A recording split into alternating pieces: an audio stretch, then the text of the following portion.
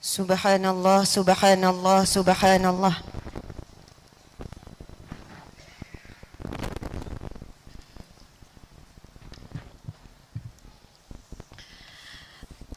A'udzu billahi minasy syaithanir rajim. Bismillahirrahmanirrahim. Assalamualaikum warahmatullahi wabarakatuh.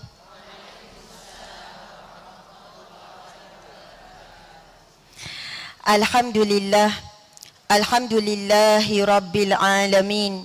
Hamdan lillah, salatan wa salaman ala rasulillah. Sayyidina wa maulana wa habibina wa syafi'ina Muhammad ibn Abdillah wa ala alihi wa ashabihi awliyaillah. Alhamdulillah, alhamdulillah, summa alhamdulillah. Sama-sama kita rafakkan rasa syukur kepada Tuhan kita, iaitu Allah Subhanahu wa ta'ala. Allah telah memberikan kita limpahan nikmat tanpa henti, walaupun kita masih lagi melakukan maksiat tanpa henti. Allah melimpahkan kasih sayangnya kepada kita, pengampunannya kepada kita. Dalam masa yang sama, kita masih lagi mengulang-ulang dosa yang sama.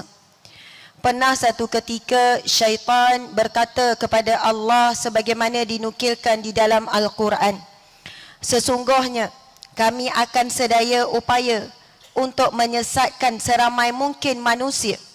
Kami akan berusaha sedaya upaya untuk meramaikan manusia menjadi bahan bakar api neraka Allah Subhanahu wa ta'ala. Lalu Allah juga menjawab kepada para iblis dan syaitan, sesungguhnya aku juga akan membuka seluasnya pintu pengampunan, pintu taubat untuk hamba-hambaku. Seluas mana dosa kita, maksiat yang kita lakukan, ataupun kesilapan yang kita lakukan, sesungguhnya tidak akan mampu mendandingi sifat Allah ya Ghafar, Allah yang maha pengampun, Allah ya Tawab, Allah yang maha menerima taubat, Allah yang afu, Allah yang maha pemaaf. Allahu Akbar. Dan apabila Allah memberikan pengampunan, taubatnya dan juga kemaafannya, Allah beri tanpa syarat. Walaupun kita ini tidak mampu memberi apa-apa, tetapi kerana belas kasihan Allah terhadap kelemahan kita, kekurangan kita, ataupun kedegilan hati kita untuk mengulang-ulang dosa dan sebagainya, Masya Allah, sebagaimana yang disebut di dalam hadis Nabi sallallahu alaihi wasallam, apabila Allah mengampuni hambanya, umpama dia tidak pernah melakukan kesilapan tersebut, dosa tersebut.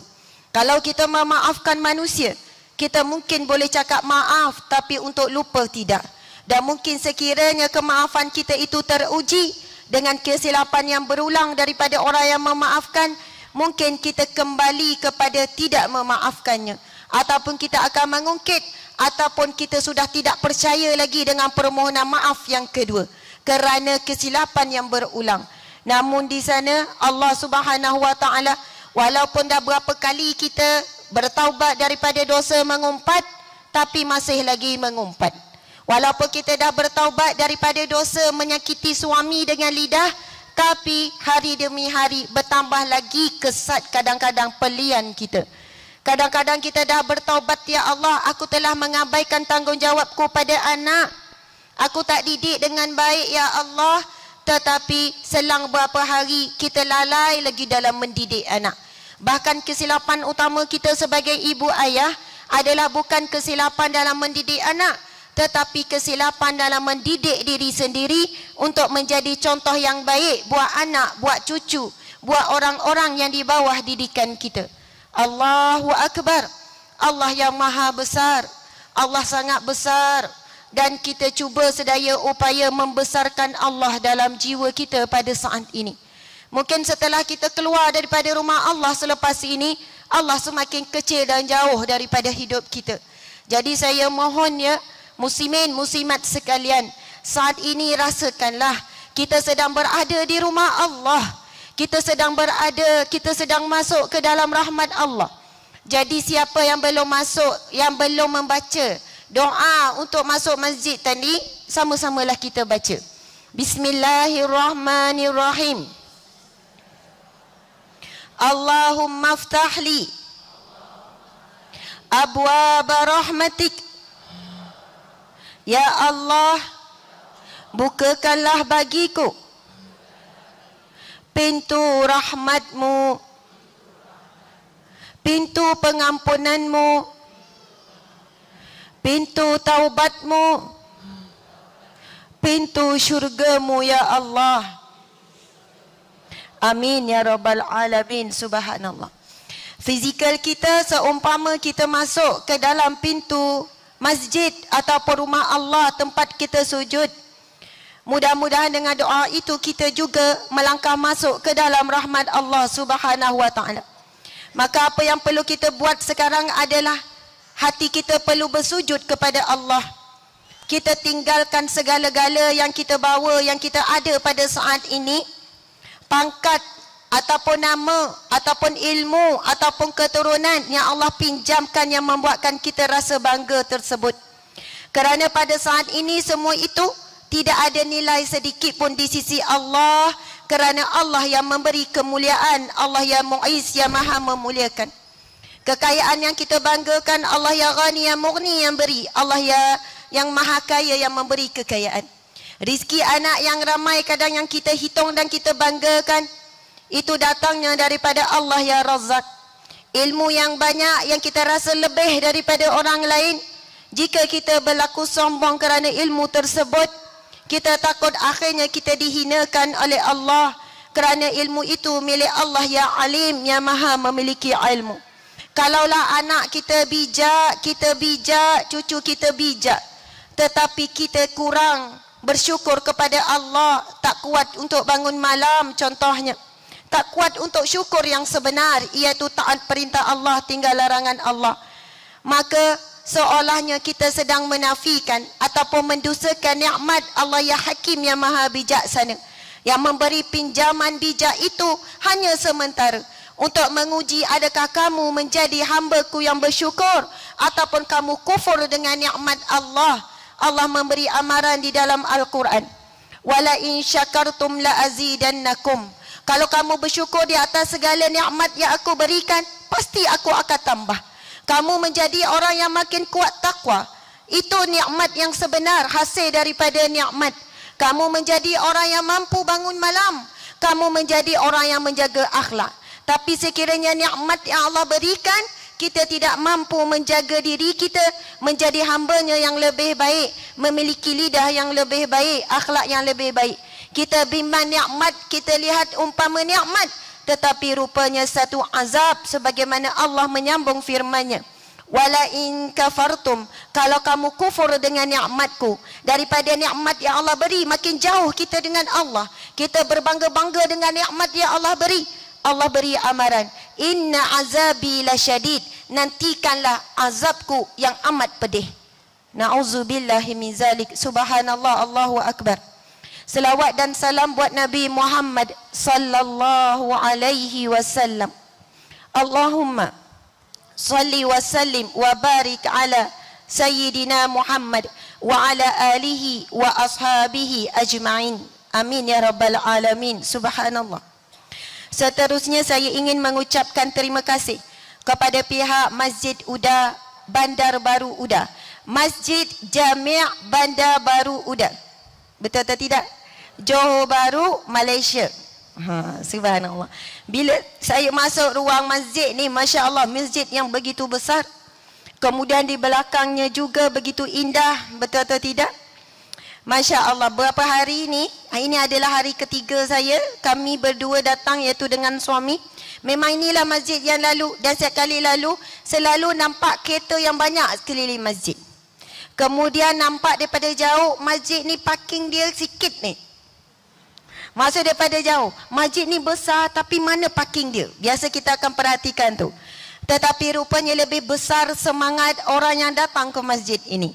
Dan saya pasti perjalanan tadi itu jauh parking tu. Sebab di hadapan saya rasa tidak kurang daripada lebih kurang 1,500 orang. Wallahu alam 1,000 lebih. Di mana anda parking saya pun tak tahu. Allahu Akbar. Tetapi mudah-mudahan Masya Allah, setiap langkah yang kita jalan, yang kita langkah tadi itu, Allahu Akbar. Saya sebenarnya nak minta siapa ada tisu, sebab saya memang mungkin tajuk ini sangat meruntun hati sebenarnya. Lagi pula bila saya baca kitab ni untuk sebagai bekalan kita pada hari ini, iaitu oleh Ustaz Ahmad Dusuki, tentang tajuk Teman di Barzakh.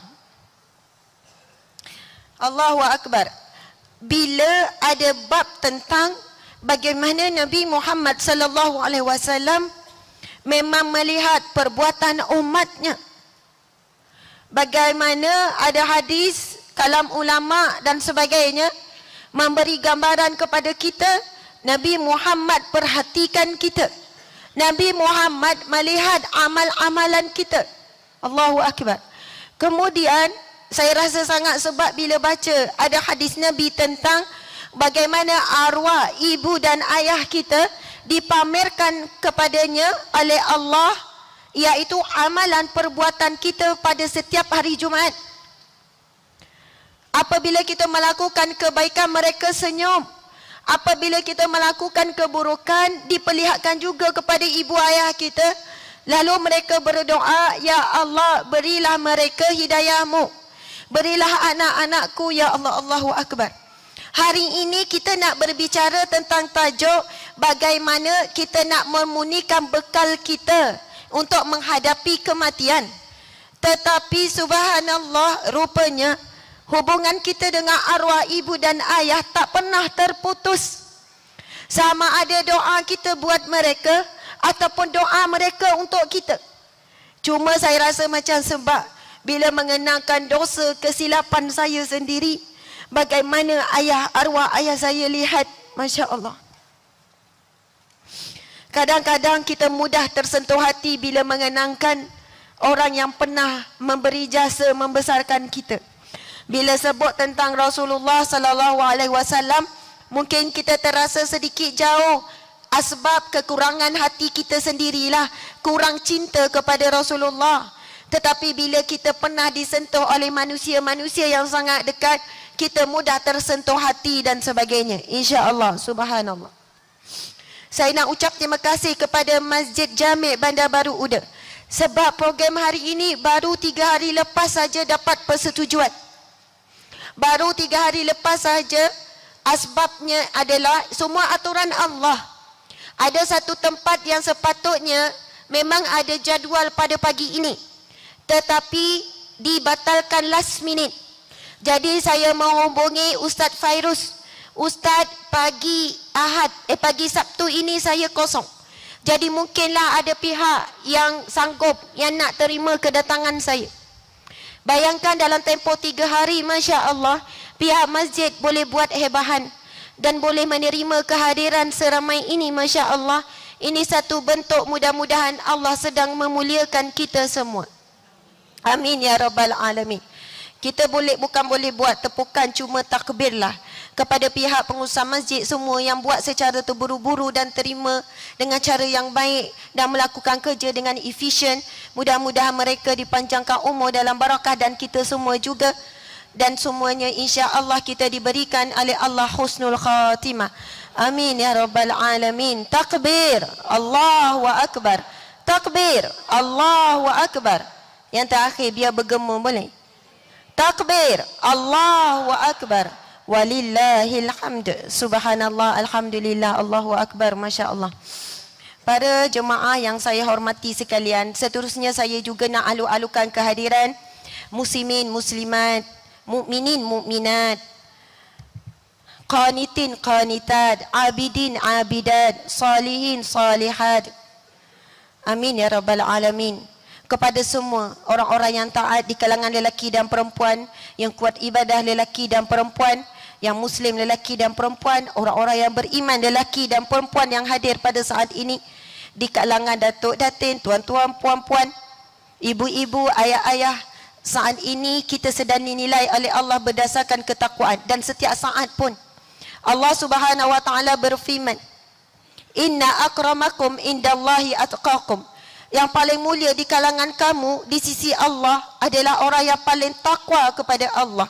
orang yang paling takut kepada Allah, orang yang paling cinta kepada Allah, sehinggakan dia tidak membenci kematian. Tetapi hampir seluruh daripada kita bencikan kematian, takutkan kematian. Kalaulah kita tanya, esok kalau mati bersedia tak? Semua akan jawab tak bersedia. Walaupun dah hidup 50 tahun, 60 tahun, 70 tahun, tetap tidak pernah di kalangan kita, wallahu alam, kalaulah sanggup cakap saya dah bersedia Ustazah bila-bila masa kalau Allah ambil. Allahu Akbar.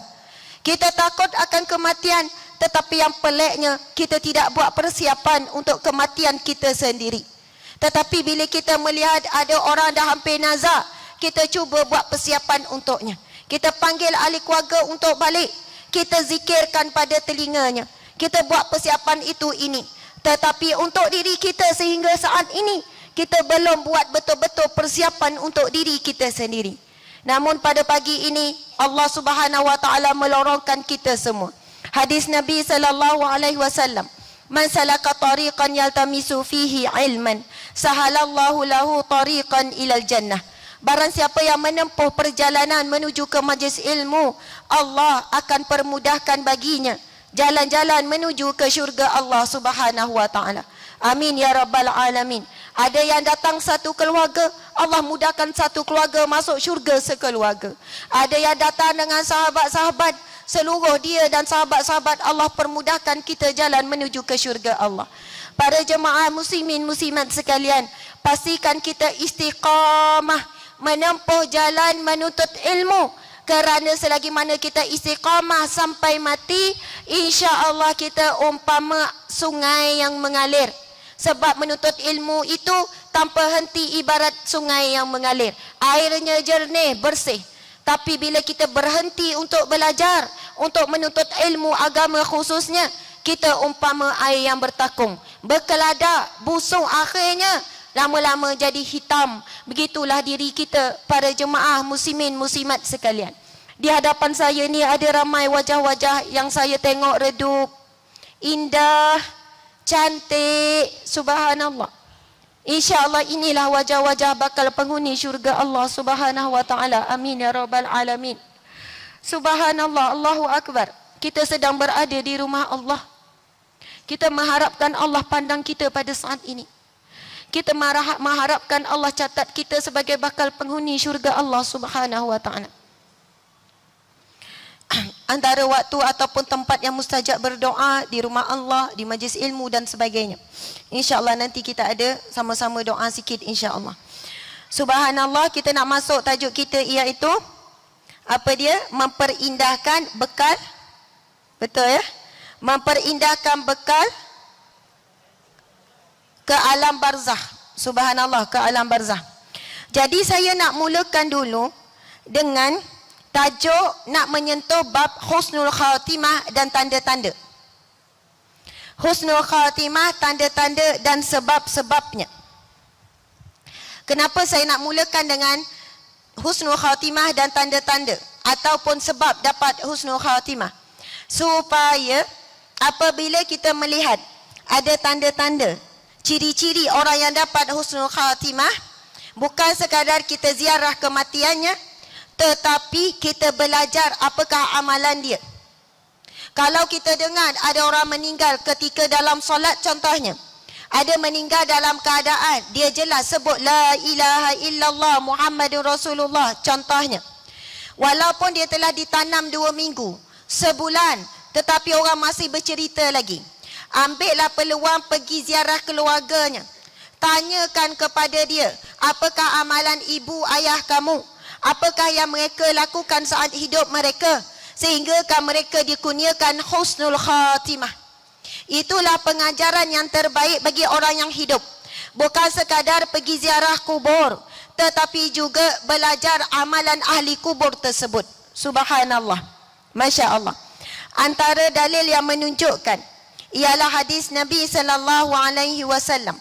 Anas bin Malik radhiyallahu anhu katanya, bahawasanya Rasulullah sallallahu alaihi wasallam bersabda yang bermaksud, apabila Allah menghendaki kebaikan kepada seorang hamba, nescaya dijadikannya beramal Rasulullah sallallahu alaihi wasallam ditanya, bagaimana dia menjadikan beramal wahai Rasulullah?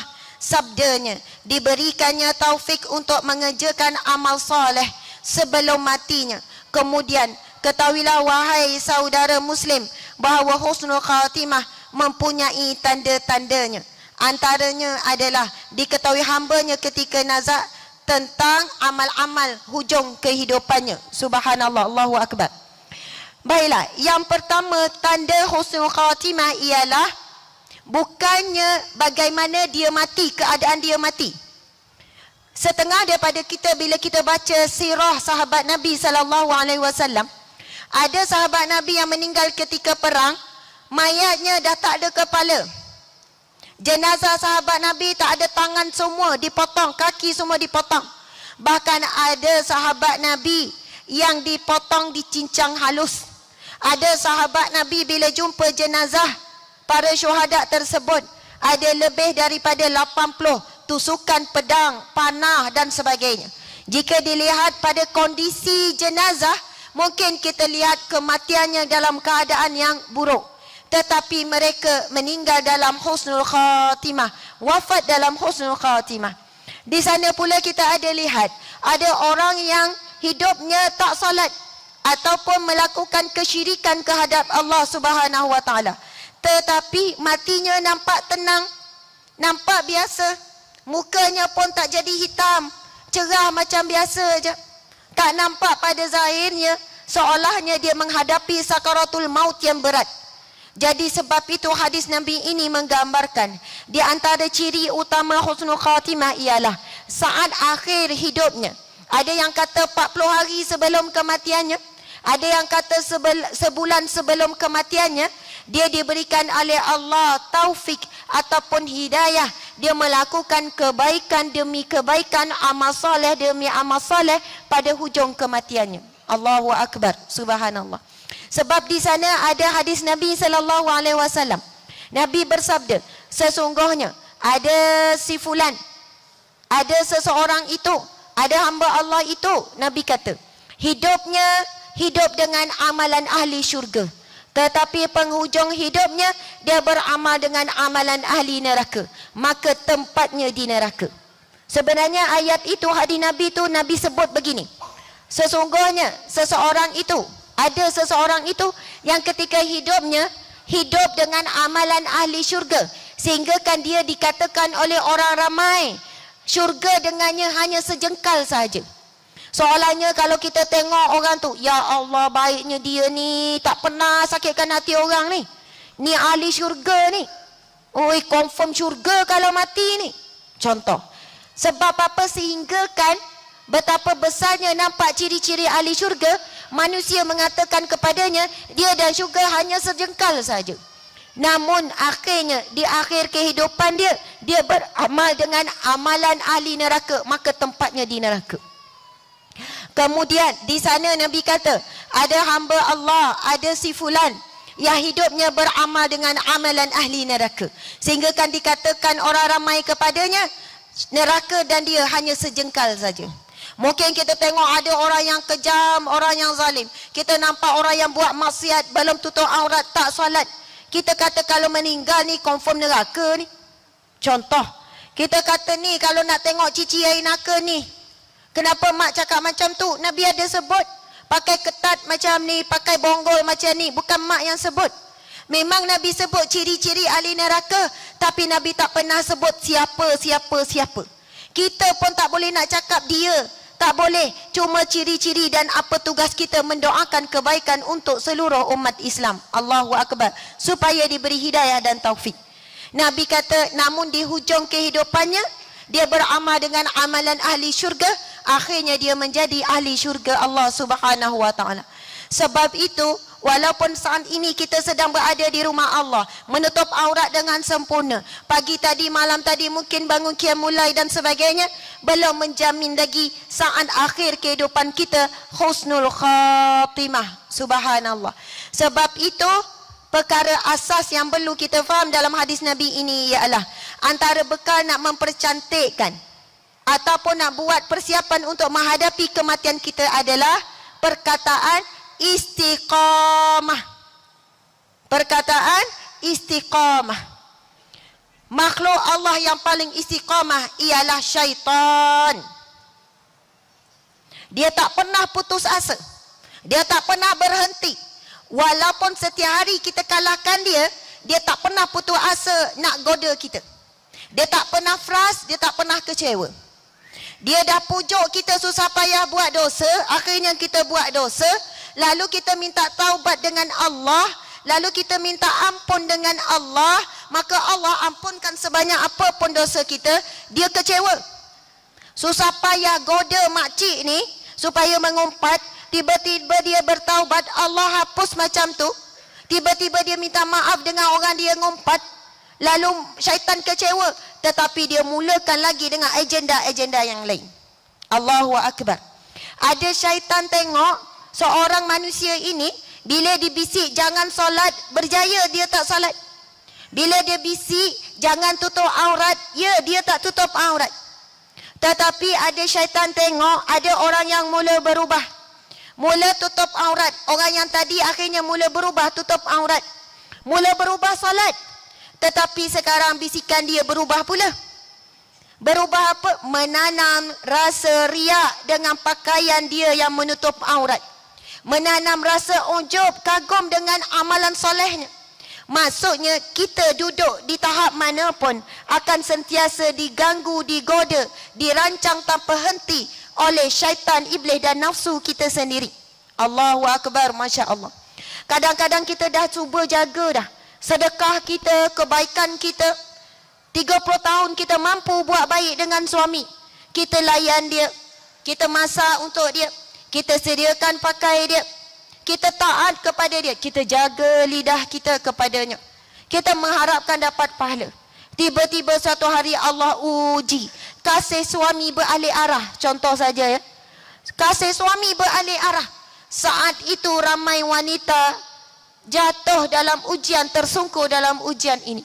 Lalu diungkit semua kebaikannya, lalu dikeluarkan pada lidahnya, aku tak redha segala apa yang telah aku buat selama ini. Aku tak redha setiap sen yang aku pernah bagi selama ini kepada dia. Aku tidak redha sekian-sekian. Seolahnya kita lupa Allah sedang menguji keikhlasan kita. Selama 30 tahun kita berkhidmat, adakah kerana suami semata-mata ataupun kerana nak dapat redha Allah Subhanahu wa taala? Tapi siapa yang sedar ketika saat itu dia sedang diuji, lalu dia mengungkapkan kata-kata, ya Allah, aku redha ujianmu saat ini untukku. Aku redha segala apa yang telah aku berikan untuk suamiku, ya Allah. Seandainya itu adalah jalan ke syurgamu, ini mahar yang perlu aku bayar. Aku redha ya Allah, seandainya syurgamu ya Allah. Muslimat sekalian, syurga Allah berbaloi untuk apa jua ujian yang Allah beri. Ujian daripada anak, daripada suami, daripada isteri, daripada jiran, ujian difitnah, ujian dihina, ujian dibenci, ujian harta, apapun ujian sangat berbaloi untuk syurga Allah Subhanahu wa taala. Dan segala nikmat yang Allah beri, kita dapat semua yang kita nak, sangat tidak berbaloi untuk neraka Allah Subhanahu wa taala. Nabi pernah sebut dalam hadisnya, sesungguhnya berat ujian di dunia itu lebih ringan, beratnya mentaati perintah Allah itu lebih ringan bagi kamu dibandingkan dengan beratnya siksaan api neraka Allah Subhanahu wa taala. Nabi minta kita bertahan dalam ujian, sebab kita lebih bertahan hidup bertuhan dalam ujian. Kita akan lupa Allah bila kita diuji dengan nikmat. Allahu Akbar, subhanallah, Masya Allah. Saya nak bacakan satu firman Allah Subhanahu wa taala berkenaan dengan istiqamah. Surah Fussilat ayat yang ke-30. Ayat yang sama suami saya berapa kali minta saya hafal. Sebenarnya ayat ni tak ada berat sangat, tetapi mungkin asbab dosa-dosa dan sebagainya. Suami selalu bacakan ayat ini kepada saya supaya istiqamah di dalam dakwah. Istiqamah, bersihkan hati, bersihkan niat dalam menyampaikan dakwah. Supaya jangan kalah dengan ujian Allah. Walaupun kadang-kadang rasa nak rebah, rasa nak lari bila mengenangkan anak-anak yang selalu ditinggalkan. Saya ada 7 orang anak, yang kecil ada 4 bulan lebih. Masya Allah. Kadang-kadang kita rasa terhiris hati dengan masa yang kurang dengan anak. Kita cuba memperbaiki hubungan dengan anak, sedaya upaya jadi ibu yang baik contohnya. Masya Allah, bukanlah waktu semuanya kita gunakan untuk pergi berceramah, tak. Tetapi kadang-kadang ada ketikanya jadual itu menjadi padat. Mulalah hati seorang ibu ini tersiat-siat, teringat anak di rumah dan sebagainya. Kadang-kadang rasa lemah dengan cacian, makian, fitnah dan sebagainya. Tetapi setiap kali itu dibacakan, diingatkan dengan firman Allah ini, subhanallah. A'udzubillahi minasyaitanirrajim. Ayat ini ditujukan untuk kita semua. Innal ladzina qalu rabbunallahu summa istaqamu tatanazzalu alaihimul malaikah alla takhafu wa la tahzanu wa abshiru bil jannah allati kuntum tu'adun. Sadaqallahul azim. Masya Allah. Sesungguhnya orang yang menegaskan, orang yang berpendirian keyakinannya dengan berkata, Tuhan kami ialah Allah, kemudian mereka istiqamah, mereka tetap teguh di atas jalan yang betul, akan turunlah malaikat kepada mereka dari semasa ke semasa dengan memberi ilham. Malaikat membisik-bisik ke dalam hati kita, janganlah kamu bimbang, janganlah kamu berduka cita. Allahu Akbar. Allahu Akbar. Bagi orang yang istiqamah, solat malam contohnya, istiqamah zikrullah, istiqamah jaga salat duha, istiqamah taat suami walaupun suami ada menguji sabar, sayang isteri, maafkan isteri walaupun isteri selalu melukakan hati. Tapi istiqamah dengan akhlak yang baik, dengan sifat yang baik. Apa kelebihan bagi orang yang istiqamah? Allah mengutuskan tatanazzalu alaihimul malaikah, diutuskan kepadanya malaikat untuk membisikkan, memberi ilham kepada hati dan jiwanya. Alla takhafu wa la tahzanu, janganlah bimbang dan janganlah sedih. Allahu Akbar. Dan terimalah berita gembira bahawa kamu akan beroleh syurga yang telah dijanjikan kepada kamu. Allahu Akbar. Subhanallah. Ibu-ibu sekalian, muslimat muslimin sekalian, sebenarnya kita hidup ni kadang-kadang sebab apa ya? Kita punya cita-cita sangat rendah. Kita punya hajat, keperluan, apa yang kita nak rendah sangat nilai dia. Iaitu yang kita nak dunia, yang kita nak perhargaan manusia, yang kita nak pujian perhatian manusia. Bila tak dapat, kita kecewa. Allahu Akbar. Contoh, saya bagi contoh. Satu hari kita berjalan dengan suami, pakai lawa cantik. Bila keluar rumah, muda 10 tahun. Bila dalam rumah, nampak tua 10 tahun. Dengan beruban tu yelah kan. Tapi dia tak sikat, elok-elok bagi mengebang je. Pakai pula baju kelawar yang dah koyak. Bang, minta maaf lah, ni yang paling sedap. Memanglah yang tu paling sedap, sebab baju dah lusuh, dah lembut, dah lembek, tak panas. Allahu Akbar. Bila dalam rumah selebet je. Bila keluar mulalah kita cantik, berhias, kemas, tak boleh sengit sikit. Nampak ada kotor sikit tu dong, masuk tukar balik. Bang, tak boleh bang, kotor ni orang tengok. Duduk kat rumah bertompok-tompok, kotor sana, kotor sini. Makan pun dengan berbau lah yang kita goreng. Apa semua jenis goreng ada tu.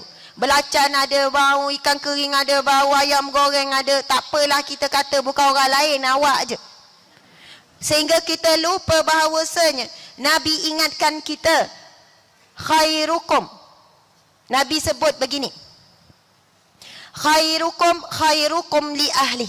Yang paling baik di kalangan kamu, orang yang paling baik akhlaknya, dirinya, apa-apalah yang paling baik dengan ahli keluarganya. Wa ana khairukum li ahli, dan akulah orang yang paling baik dengan ahli keluargaku. Wajah yang paling manis patutnya kita serahkan kepada ahli keluarga kita, kepada suami, kepada isteri, kepada anak-anak. Tapi kadang-kadang di luar dia mesra dengan semua orang. Sampai orang panggil dia YB. Walaupun dia bukan YB. Sebab suka tegur orang. Assalamualaikum, apa khabar? Baik, alhamdulillah, ahli syurga, Masya Allah. Tegur semua orang ni, senyum melebar. Bila balik rumah, muka ketat. Serius je. Bang, makan bang? Yelah, kau tak makan, lapar. Bang, nak minum air apa? Ikutlah, tak ada masalah, air apa-apa pun. Ya Allah, dengan ahli keluarga kadang kasar. Muka masam. Na'udzubillahi min zalik. Kita takkan dikatakan orang yang baik selagi mana kita tak memiliki akhlak yang baik untuk ahli keluarga. Sebab itulah gudang pahala yang paling besar untuk kita. Iaitu kita berbuat baik kepada qarabah, iaitu orang paling dekat dengan kita. Allahu Akbar. Saya pernah ditegur oleh anak saya sendiri. Masa ni anak saya umur dia dah 1. Subhanallah. Lelaki. Dia kadang-kadang dia dengar ceramah saya, lepas tu dia dah pesan, Umi jangan sebut lagi nama dia. Jadi saya sebutlah bukan nama sebenar, Imran. Macam nama sebenar je tu kan. Ya Allah, saya selalu dapat teguran, nasihat. Walaupun seorang kanak-kanak, walaupun dia cakap tak bertapis, direct je dia cakap. Kadang rasa macam dipanah hati ni kan. Tetapi Allah hantarkan peringatan melalui anak kecil, betul atau tidak? Ibu-ibu, ayah-ayah sekalian, kadang-kadang bila anak kecil kata sesuatu, jangan terus marah. Jangan terus cakap, beraninya cakap macam tu dekat Umi. Ya Allah, cakap macam ni. Subhanallah, Allahu Akbar. Kami banyak belajar daripada anak-anak. Sebab anak-anak adalah cerminan. Dan dia melihat kita lebih baik daripada kita melihat dia. Dia perhatikan kita lagi teliti. Dia dengar lagi jelas. Apa yang kita cakap kadang dia ulang balik. Macam mana boleh cakap macam ni? Umi cakap begitu. Allahu Akbar. Satu hari saya terima tetamu yang mengejut. Tetapi biasalah kita bila terima tetamu, walaupun penat, walaupun tak bersedia, wajah manis tak? Manis. Manis sangat. Masuklah, tak apa ke Ustazah? Tak apa, tetamu bawa rahmat. Duduk. Saya buat air sekejap. Hidang, borak, begini. Senyum je. Ustazah kan? Masya Allah. Jadi senyum, layan, subhanallah. Bahkan tetamu kata, tak apa saya tak payah, letak sini je. Tetamu nak tolong basuh pun kita marah, betul kan? Tinggal saya basuh nanti. Padahalnya lepas tu suruh suami, bang tolong basuh, saya dah penat. Tapi kalau suami tak basuh, kita marah. Ini pinggan siapa tak basuh ni? Padahal dalam rumah tu 2 orang je. Tanya bertempik, pinggan siapa tak basuh ni? Subhanallah, Allahu Akbar. Saya selit sikit sebagai akhlak. Kita bimbang, kita mati, kita belum settle akhlak kita dengan ahli keluarga. Sebab apa? Itu di antara bekalan kita. Betapa ramai orang yang ada keluarga, dia telah mensia-siakan saat dia berkeluarga. Sedangkan itulah pahala yang besar yang dia boleh himpun untuk dia nikmati di alam barzah. Sebab dia menghimpun, menjaga akhlak, wajah yang manis, belanja orang, semua orang luar-luar. Dia lupa untuk buat baik kepada ahli keluarganya. Masya Allah. Lepas daripada orang balik, kan tadi wajah saya manis, senyum, salam dengan orang. Orang tanya, Ustazah tak penat? Alhamdulillah, tak ada masalah, subhanallah. Terima kasih ya, gini. Kau main lagi kan? Bila tutup pintu je, muka terus berubah. Muka yang penat tak boleh disimpan lagi. Jadi muka penat kita tunjuk pada anak. Lepas tu Imran tanya, Umi kenapa Umi muka macam tu? Tadi dengan kawan-kawan muka Umi lain. Lepas tu saya jawab, Imran, Umi penat sebenarnya. Tapi depan tetamu kita tak boleh tunjuk muka penat. Sebab kena jaga hati tetamu.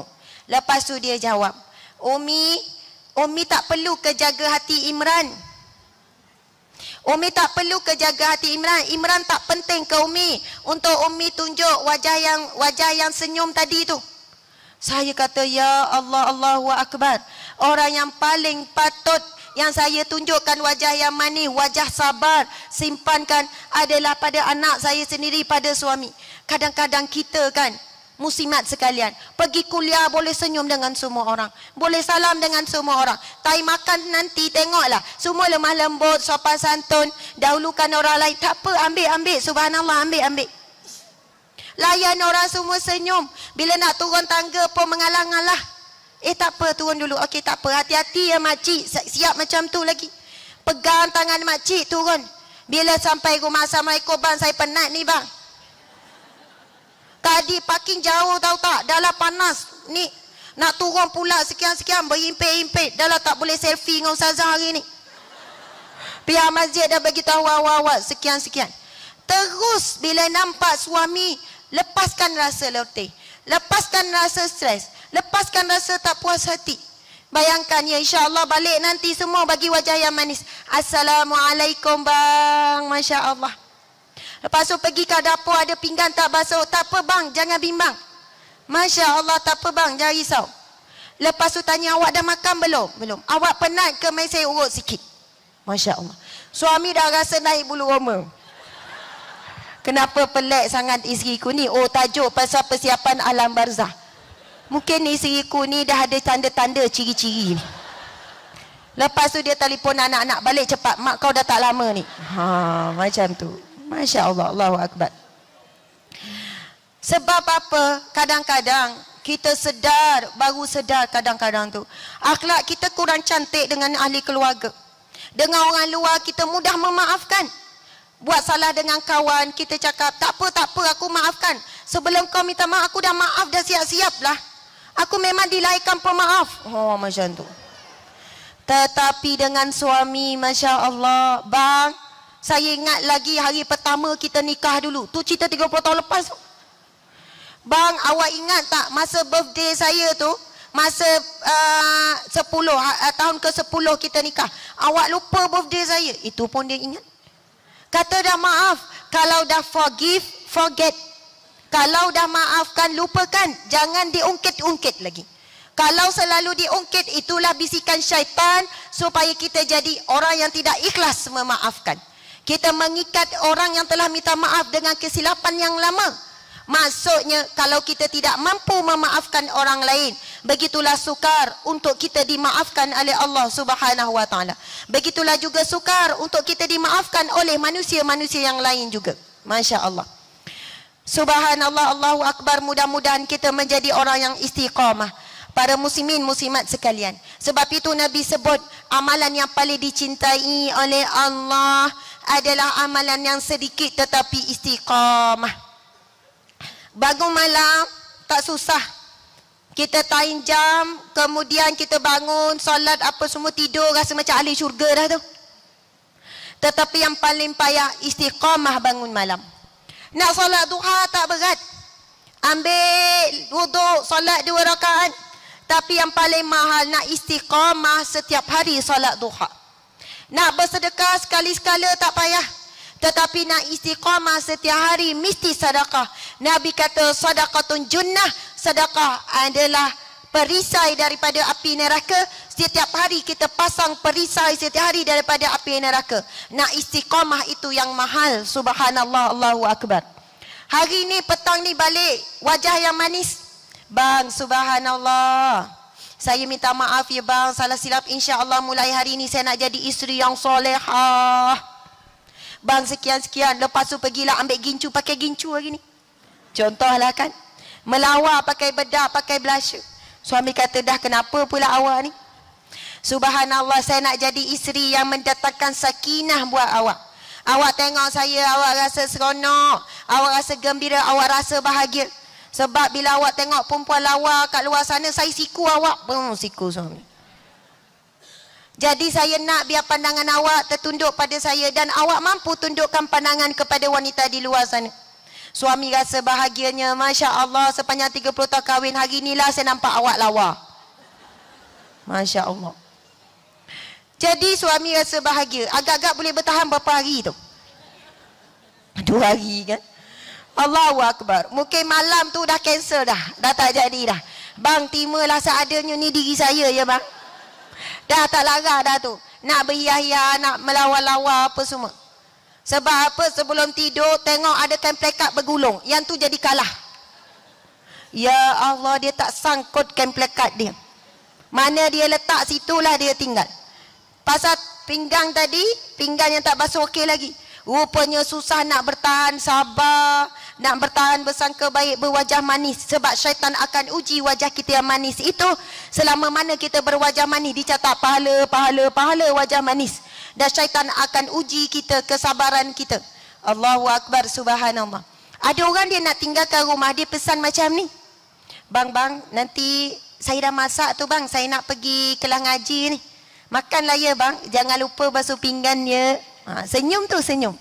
Tapi nada lain sikit. Jangan lupa basuh pinggan ya. Tetapi ada isteri yang kedua.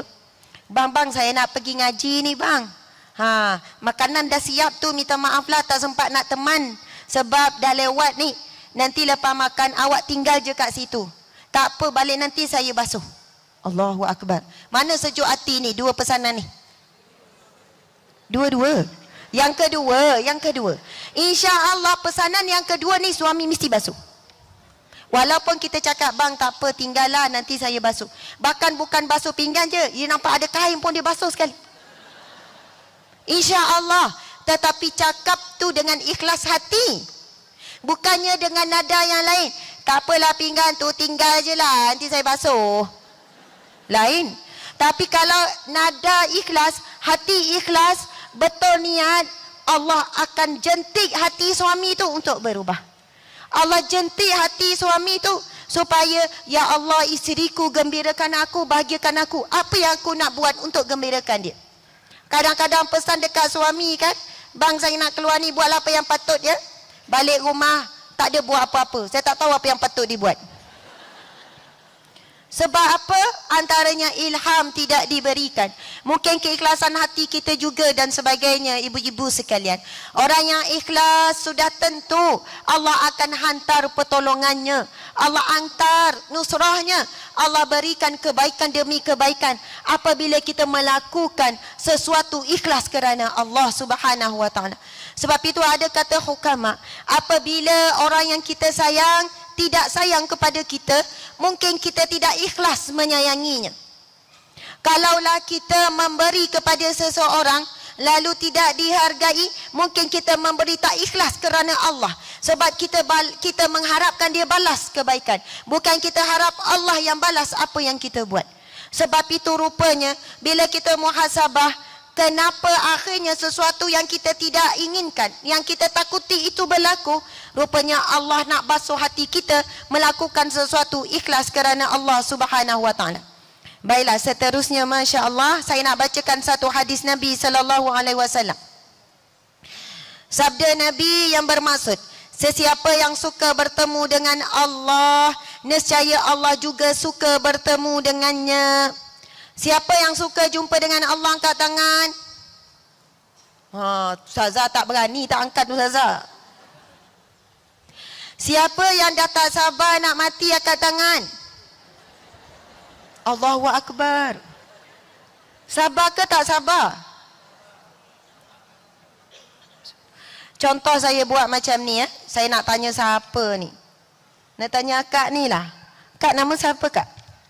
Syakira. Oh Syakira. Subhanallah, Allahu Akbar. Boleh tak akak berdiri tepi saya jap? Subhanallah.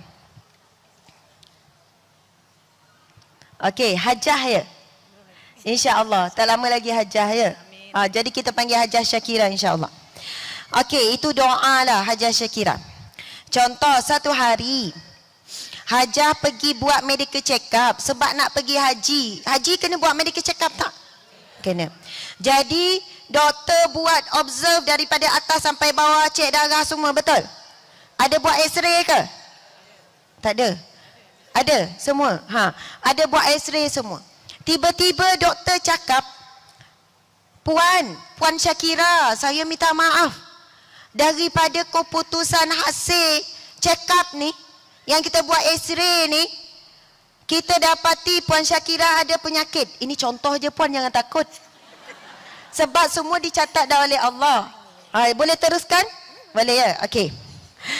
Puan, saya rasa puan dah tak boleh ni kalau nak pergi ni. Dan puan ada masa lebih kurang 1 bulan je Kalau paling panjang 1 bulan je ada masa buat. Tapi pendek sangat 2 bulan.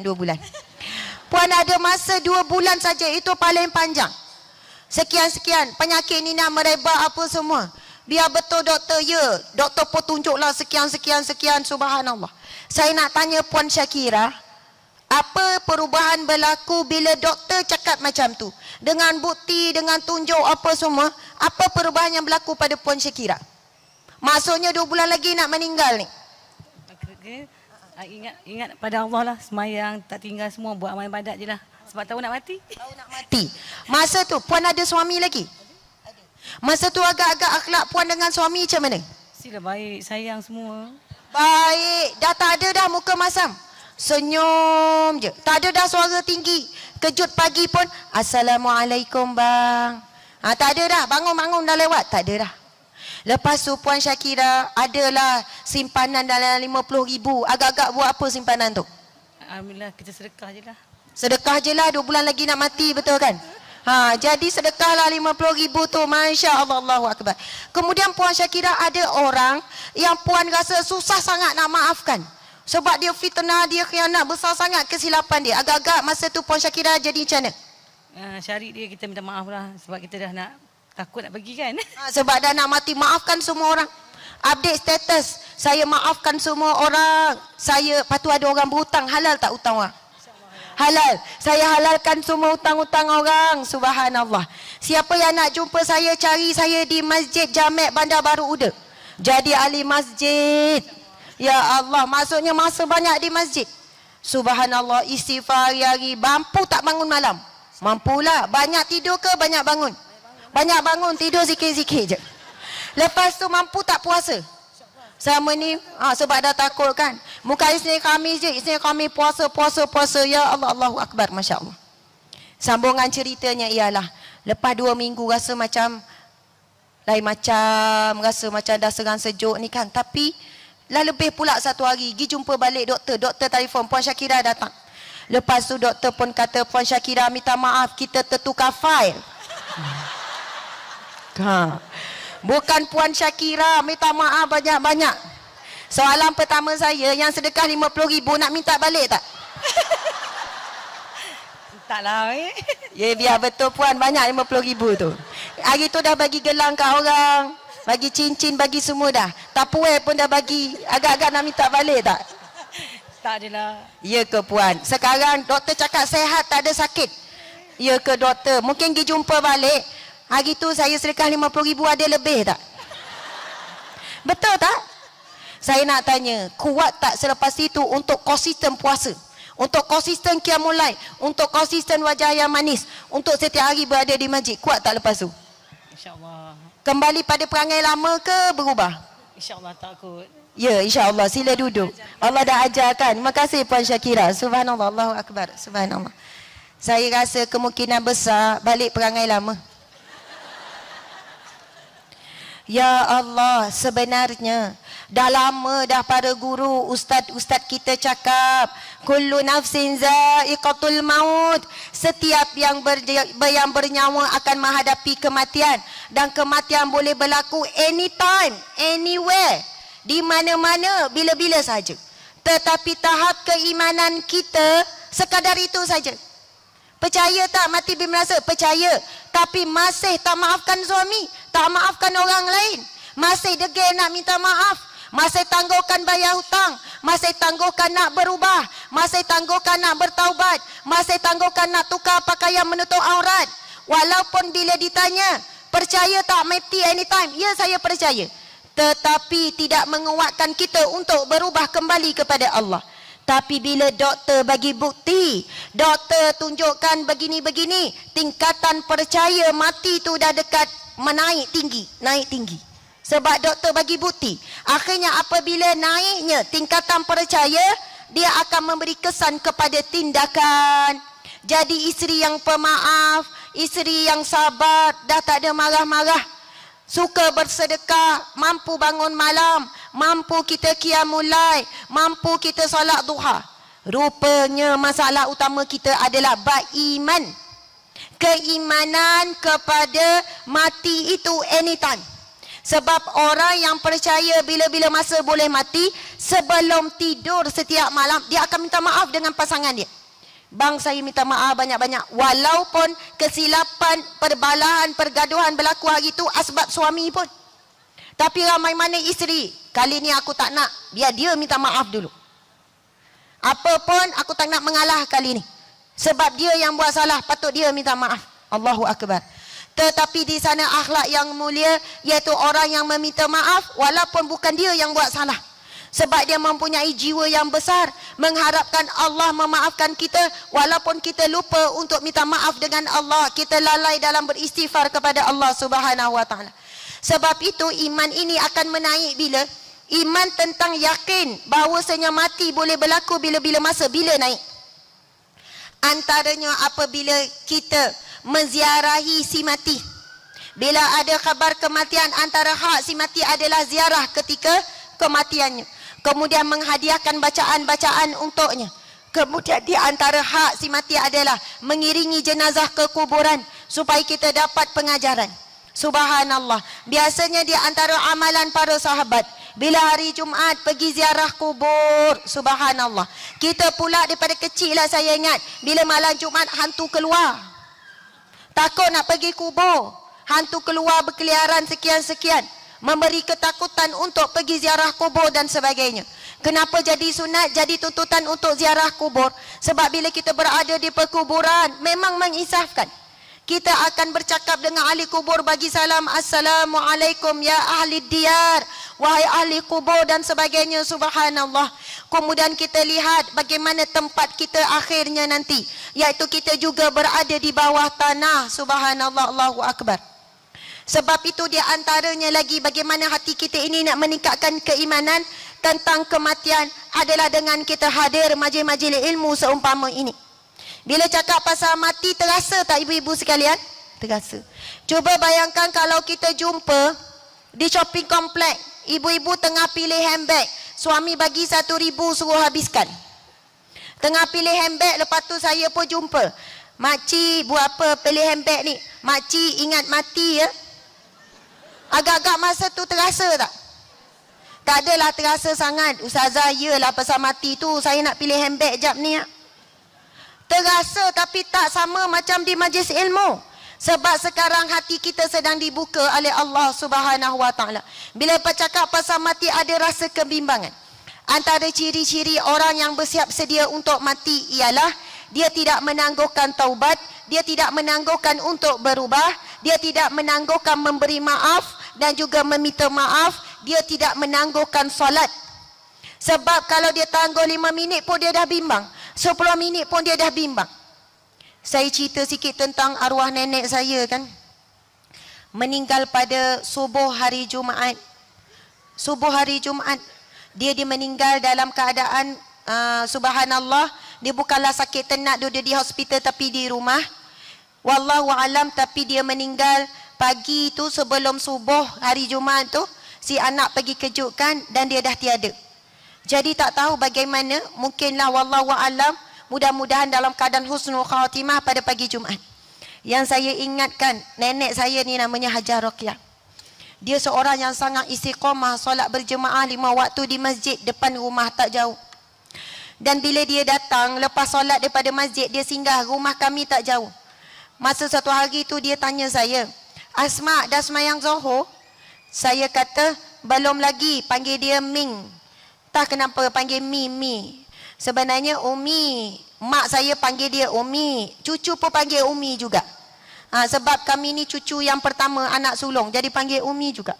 Lepas tu saya kata, Ming, tak semayang lagi. Masa tu kalau Zuhur masuk 1.20, lepas dia solat dekat masjid, mungkin dalam 1.40 macam tu lah. Dia kata, ya Allah, dah lambat ni Asma, dah lambat ni. Saya pun jawab, awal lagi lah Umi. Sebab 1.40 bagi saya tak lewat sangat. Pukul 3 baru lewat Zuhur. Pukul 2 mungkinlah sebut lewat. Tapi masa tu dia sebut, lewat sangat dah ni Asma. Dah 1.40, Zuhur dah masuk 20 minit dah. Saya belajar, ya Allah, bagi nenek saya 20 minit tu, 10 minit tu dah lambat. Sebab itu bila pergi mana-mana, bila masuk waktu, dia rasa gelisah. Allahu Akbar. Saya pernah menerima kehadiran tetamu.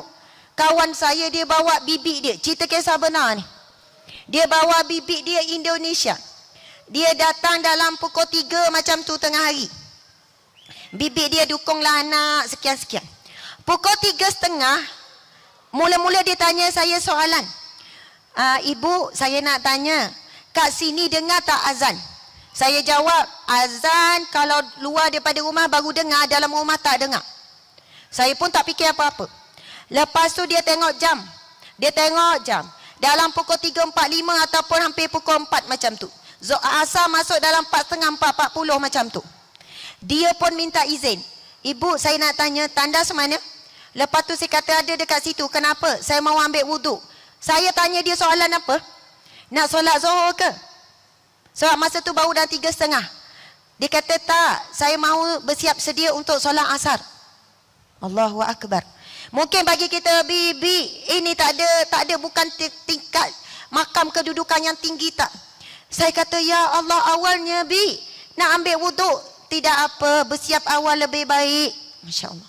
Lepas tu saya pun dah borak dengan kawan saya tu, borak. Saya pun tak nampak dia dalam rumah, dia dukung baby. Ada baby yang dia jaga lebih kurang dalam 8 bulan. Dia dukung kat luar rumah. Saya bayangkan ialah dia nak bagi ambil angin semua. Lepas tu, dia pun masuk tergesa-gesa. Kita borak, leka borak ni. Dia masuk, dia terus bagi anak tu kepada kawan saya, mak dia. Ambil, waktu sudah masuk, izinkan saya solat. Rupanya dia menunggu dukung budak tu dalam lebih kurang 15 minit. Dia tunggu dengar azan. Sebab dia dah tanya saya, azan dengar tak dalam rumah? Saya kata tak dengar sangat, kalau kat luar dengar. Allahu Akbar. Lepas tu bila saya tengok, menitik air mata, saya tanya kawan saya. Dia kata, Asma, memang macam ni bibik dia. Bukan orang tua sangat, umur 40 lebih, tak sampai 50. Dia kata setengah jam lagi nak solat, waktu solat dia dah resah gelisah. Dia dah susah hati. Dia dah ready dah dengan wuduk, dah pas jadah. Kalau boleh dia ready dengan pakaian solat. Bagaimana seseorang yang mungkin tak ada nilai pada pandangan mata kita. Hanyalah pekerja bawahan, orang suruhan, disuruh buat itu, buat ini. Tetapi hatinya sangat dekat dengan Allah Subhanahu Wa Taala. Dia sangat gembira bertemu dengan Allah. Sebab itu saya nak bacakan hadis ini, saya nak ulang lagi sekali. Allah sebut, sesiapa yang suka bertemu dengan Allah, nescaya Allah juga suka bertemu dengannya. Penilaiannya adalah solat kita. Adakah kita di kalangan orang yang sangat suka bertemu dengan Allah? Setiap kali temu janji kita 5 waktu kali sehari. Ataupun kita di kalangan yang terkejut-terkejut aja. Dah Zuhur, tak perasan. Ya Allah, cepatnya masa, dah asar dah. Kalau kita kata kita sangat gembira bertemu dengan seseorang. Contoh pagi ni lah, ada orang yang seronok nak jumpa saya, contoh aja. Saya perasan tak tahulah. Sejam dah nunggu dah. 30 minit dah tunggu dah. Allahu Akbar. Rasa gembira, rasa tak sabar. Tetapi bagaimana ukuran kita dengan Allah Subhanahu Wa Taala? Bahkan kadang-kadang Allah dah panggil, setengah jam Allah panggil, kita belum menyahut lagi. Hayya ala salat, datanglah salat. Tetapi kita nanggur, nak habiskan dulu basuh pinggan, nak habiskan dulu nyapu rumah. Kita cakap apa? Dah selesai semua kerja rumah, barulah tenang nak semayang. Barang siapa yang meletakkan Allah di hujung pekerjaannya, maka itulah permulaan tidak khusyuk. Tetapi kalau kita mampu atur pekerjaan kita, kita dah atur 10 minit, 15 minit sebelum waktu masuk, kita kata kerja semua kita kena selesaikan. Sebab di kalangan kita kadang-kadang tu dah tahu Zuhur pukul 1.20. Dia masuk dapur pukul 12.30. Lepas tu mula kelang kabut. Dia tak masuk awal-awal. Tapi orang yang nak adjust masanya, mengikut temu janji dengan Allah, dia masak awal lagi. Dia tak nak ganggu waktu dia dengan Allah Subhanahu Wa Taala. Allahu Akbar, Masya Allah. Saya jumpa beberapa orang yang luar biasa. Walaupun dia nampak biasa-biasa saja, tapi amalan solehnya adalah dia bersiap sedia setiap kali solat awal, insya Allah. Dia juga orang yang bersiap sedia untuk kembali kepada Allah Subhanahu Wa Taala. Kerana 5 kali sehari, dia sentiasa bersedia awal untuk bertemu dengan Allah. Dan saat dia bertemu dengan Allah sebenar-benar, iaitu mati, dia juga akan bersiap sedia awal. Allahu Akbar, Subhanallah. Saya baca lagi hadis Nabi ini, Nabi menyambung. Begitu juga sesiapa yang tidak suka bertemu dengan Allah, nescaya Allah juga tidak suka bertemu dengannya. Na'udzubillah min zalik. Aku bertanya, wahai Nabi Allah, apakah kita perlu membenci maut? Yang mana kami semua membenci maut? Sabdanya, bukan begitu. Dengan rahmat Allah, seseorang mukmin apabila diberitahu berita gembira dengan rahmat Allah, keredaannya dan syurganya, nescaya dia pasti suka bertemu Allah dan Allah juga suka bertemu dengannya. Sedangkan orang kafir apabila diberitahu adanya seksa dan murka Allah, dia tidak suka untuk bertemu Allah dan Allah juga tidak suka bertemu dengannya. Allahu akbar. Di sana ada satu firman Allah Subhanahu wa taala, auzubillahi minasyaitonir rajim. Innal ladzina la yarjuna liqa'ana wa radu bil hayatid dunya wa atma'annu biha wal ladzina hum an ayatina ghafilun. Sadaqallahul azim, yang bermaksud, sesungguhnya orang yang tidak menaruh ingatan akan menemui kami pada hari akhirat untuk menerima balasan, dan yang redha iaitu berpuas hati dengan kehidupan dunia semata-mata serta merasa tenang tenteram dengannya, dan orang yang tidak mengindahkan ayat-ayat keterangan dan tanda-tanda kekuasaan kami. Allahu akbar. Marilah sama-sama, ini untuk sebagai penutup kepada tanda-tanda ni. Kita perlu berhenti pukul 11 pagi, betul tak? Kabi tadi sebab mula lambat, boleh tak saya minta dalam 11 suku, boleh ke? Ya, 11 suku. Maksudnya ada setengah jam lagi. Masya Allah. Saya nak tanya, sekarang ni kan hidup kita tenang sebab akhirat ataupun sebab dunia? Kita bahagia sekarang sebab akhirat ataupun sebab dunia? Tak faham soalan? Saya bagi contoh.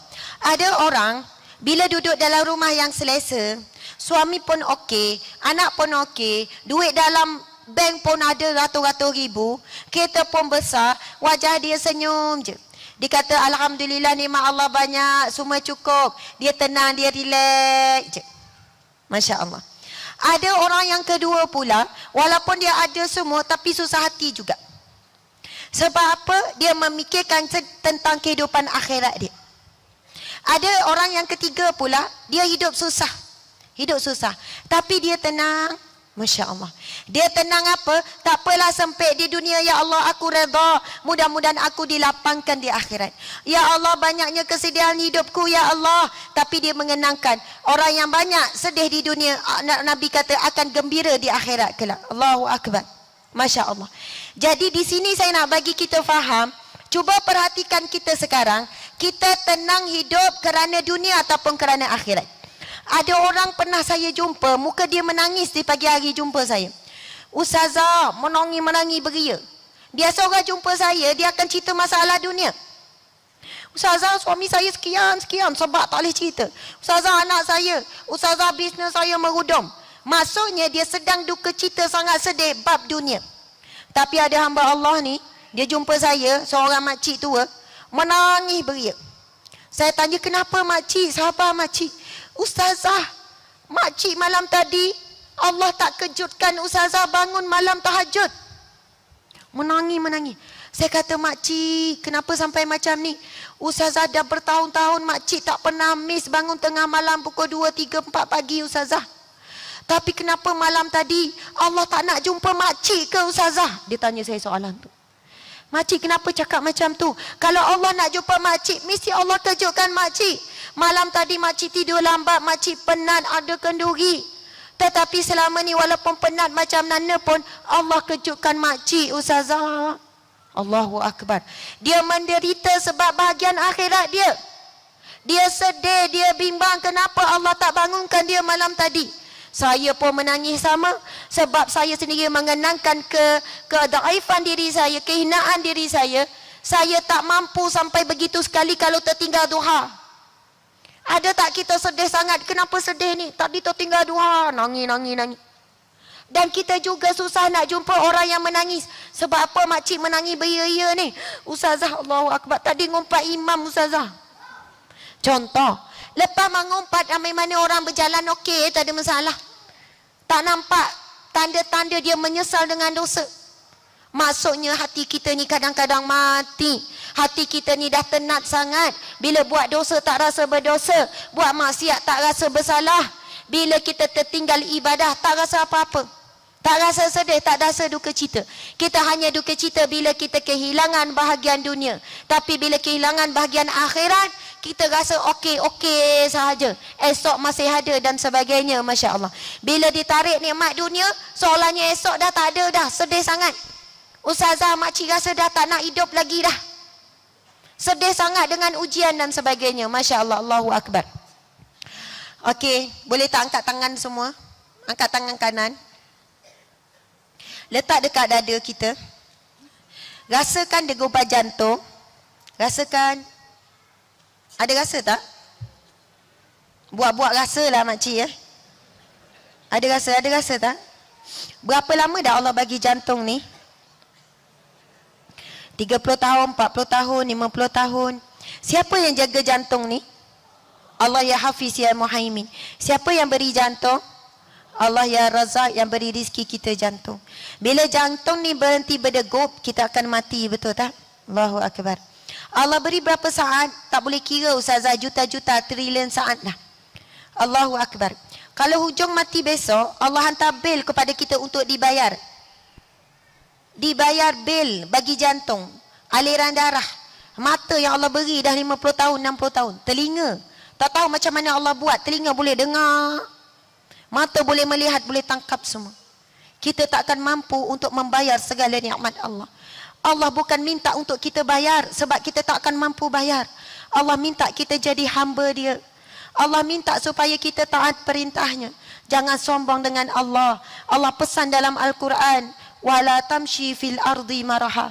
Jangan kamu berjalan di atas muka bumi aku ini dengan sombong. Apakah ciri-ciri orang yang sombong? Orang yang sombong apabila dia suka nak memaafkan orang lain. Dia rasa hati dia milik dia. Bila hati dia sakit, dia berhak untuk tak maafkan orang. Dia rasa hati dia milik dia. Dia lupa hati dia ini adalah milik Allah. Allah nak kita menjadi orang yang pemaaf. Ibu-ibu sekalian, sekarang ikut kata-kata saya. Ya Allah, aku maafkan semua kesalahan orang-orang yang menyakiti hatiku, yang pernah mengkhianatiku, yang pernah memfitnahku, yang pernah membuangku, yang pernah mengejiku, menghinaku. Ya Allah, aku maafkan. Aku redha segala perbuatan suamiku, segala perbuatan isteriku, segala perbuatan anak-anakku. Aku maafkan ya Allah, kerana-Mu ya Allah. Aku ikhlas ya Allah, kerana-Mu ya Allah. Aku maafkan semuanya ya Allah. Sekarang tolong pejamkan mata. Cuba bayangkan wajah orang yang kita nak maafkan. Dan cuba bayangkan kita sedang berhadapan dengan dia. Dan kita cakap kepada dia, bahawasanya saya maafkan awak. Saya halalkan hutang yang awak tak bayar tu. Moga-moga Allah terima ia sebagai satu sedekah. Saya tahu awak mampu bayar tapi awak tangguh tak nak bayar. Saya maafkan. Mudah-mudahan Allah gantikan dengan syurga Allah. Mudah-mudahan Allah gantikan dengan nikmat di sana. Allahu Akbar. Bayangkan wajah orang yang banyak menyakiti hati kita. Kemudian kita cakap, saya maafkan awak. Saya maafkan awak kerana Allah. Sebab saya mengharapkan Allah juga memaafkan saya. Saya nak mati dalam keadaan tenang. Saya nak hidup juga tenang. Saya tidak ada apa-apa dendam. Saya tak nak simpan marah dalam hati saya. Saya dah letih menanggung amarah. Saya dah letih menanggung sakitnya. Saya ini terseksa jiwa saya. Jadi saya nak maafkan segala kesilapan dan kesalahan awak. Subhanallah, Allahu Akbar. Saya nak mulakan kehidupan yang baru, yang tenang. hati yang memberi kemaafan, hati yang tidak berdendam, hati yang bersangka baik dan mendoakan kebaikan kepada semua orang. Allahu Akbar. Kerana saya sudah tak lama lagi nak mati, nak kembali kepada Allah Subhanahu wa taala. Allahu Akbar. Buka mata semua, masya-Allah. Allahu Akbar. Saya nak cerita satu kisah daripada satu riwayat yang sahih, subhanallah. Pada satu ketika Nabi SAW bersama dengan para sahabat, Nabi bertanya soalan. Siapakah yang malam tadi ada melakukan sedekah kerana malaikat ada menyampaikan kepadaku bahawasanya sedekahnya telah diterima oleh Allah Subhanahu wa taala. Kemudian sahabat Nabi diam semua.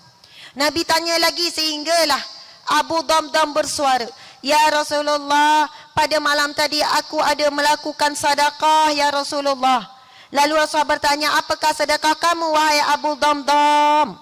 Lalu Abu Damdam pun menjawab, "Ya Rasulullah, setelah engkau memberitahu bahawasanya janganlah kamu berlalu satu hari tanpa sedekah, maka aku orang miskin ya Rasulullah. Aku tak ada apa-apa harta di rumahku untuk aku sedekahkan, walaupun sebelah biji tamar pun tak ada apa-apa." Allahu Akbar, subhanallah. Okey. Okey, terima kasih. Masya Allah. Terkejut. Okey. GMB 5138 menghalang pesakit dialisis, dia perlu pergi buat dialisis. 2 kereta GMB 5138 bukan JMB 51, oh JR tu. Atas tu JM kan? Yang bawah JRJ 5401. Jangan tengok ya siapa yang bangun. JMB 5138 JRJ 5401. Jangan pula kita cakap tu menghalang orang lain. Sama semua kan, pernah halang orang lain kan. Subhanallah. Menghalang pesakit dialisis, subhanallah. Mudah-mudahan Allah mudahkan juga pemilik kereta dan mudahkan juga pemilik kereta yang nak keluar tu. Subhanallah. Kemudian Abu Damdam berkata, "Aku tak ada apa-apa untuk disedekahkan. Namun ya Allah, sebelum aku tidur, aku berkata begini kepada Allah, ya Allah, aku maafkan semua kesalahan orang yang pernah menzalimiku, yang pernah menyakitiku, yang pernah mengkhianatiku. Ya Allah, aku maafkan kerana-Mu ya Allah, dan aku tidak akan tuntut apa-apa daripadanya di akhirat kelak. Jadikanlah ia satu sedekah daripadaku ya Allah. Terimalah ia satu sedekah daripadaku ya Allah." Saya nak sebut yang mahalnya adalah ayat yang kedua. Aku tidak akan tuntut apa-apa di akhirat kelak. Itu yang paling mahal. Biasanya kita kadang-kadang bila orang cerita, kita luah masalah kepada orang, ataupun orang meluah masalah pada kita, kita cakap, "Tak apalah, tak payah balas. Allah Maha membalasnya. Tak apalah, tak apa, biar. Nanti ke akhirat kelak dia dapat balasan daripada Allah." Maksudnya kadang-kadang nampak macam solehah dah tu. Tak apa, saya maafkan dia, saya serah pada Allah, biarlah Allah yang membalas di akhirat kelak. Nampak macam dah baik tu ibu-ibu sekalian. Tapi rupanya terselit dendam. Kita mengharap balasan di akhirat untuknya. Kita mengharapkan dia dapat apa yang dia buat di akhirat kelak. Ataupun kita mengharapkan di akhirat kelak kita dapat pahala daripadanya, dia ambil dosa kita. Subhanallah. Abu Damdam sebut, "Ya Allah, aku maafkan kesalahan semua orang yang pernah menyakitiku, yang menzalimiku sekian-sekian, dan aku tak akan tuntut apa-apa di akhirat kelak. Jadikan ia sebagai satu sedekah bagiku." Kita dah bersedekah berapa tahun, tidak ada siapa yang boleh jamin sedekah kita telah diterima oleh Allah. Tapi sedekah Abu Damdam berupa kemaafan kepada saudara yang lain tanpa menyimpan dendam. Nabi diberi khabar oleh para malaikat bahawasanya sedekahnya telah diterima oleh Allah Subhanahu wa taala. Allahu Akbar. Maka di antara persiapan kita untuk menghadapi bekalan untuk kematian adalah sentiasa memaafkan orang lain. Dengan itu kita juga akan dapat kemaafan daripada Allah Subhanahu wa taala. Allahu Akbar. Tahu tak?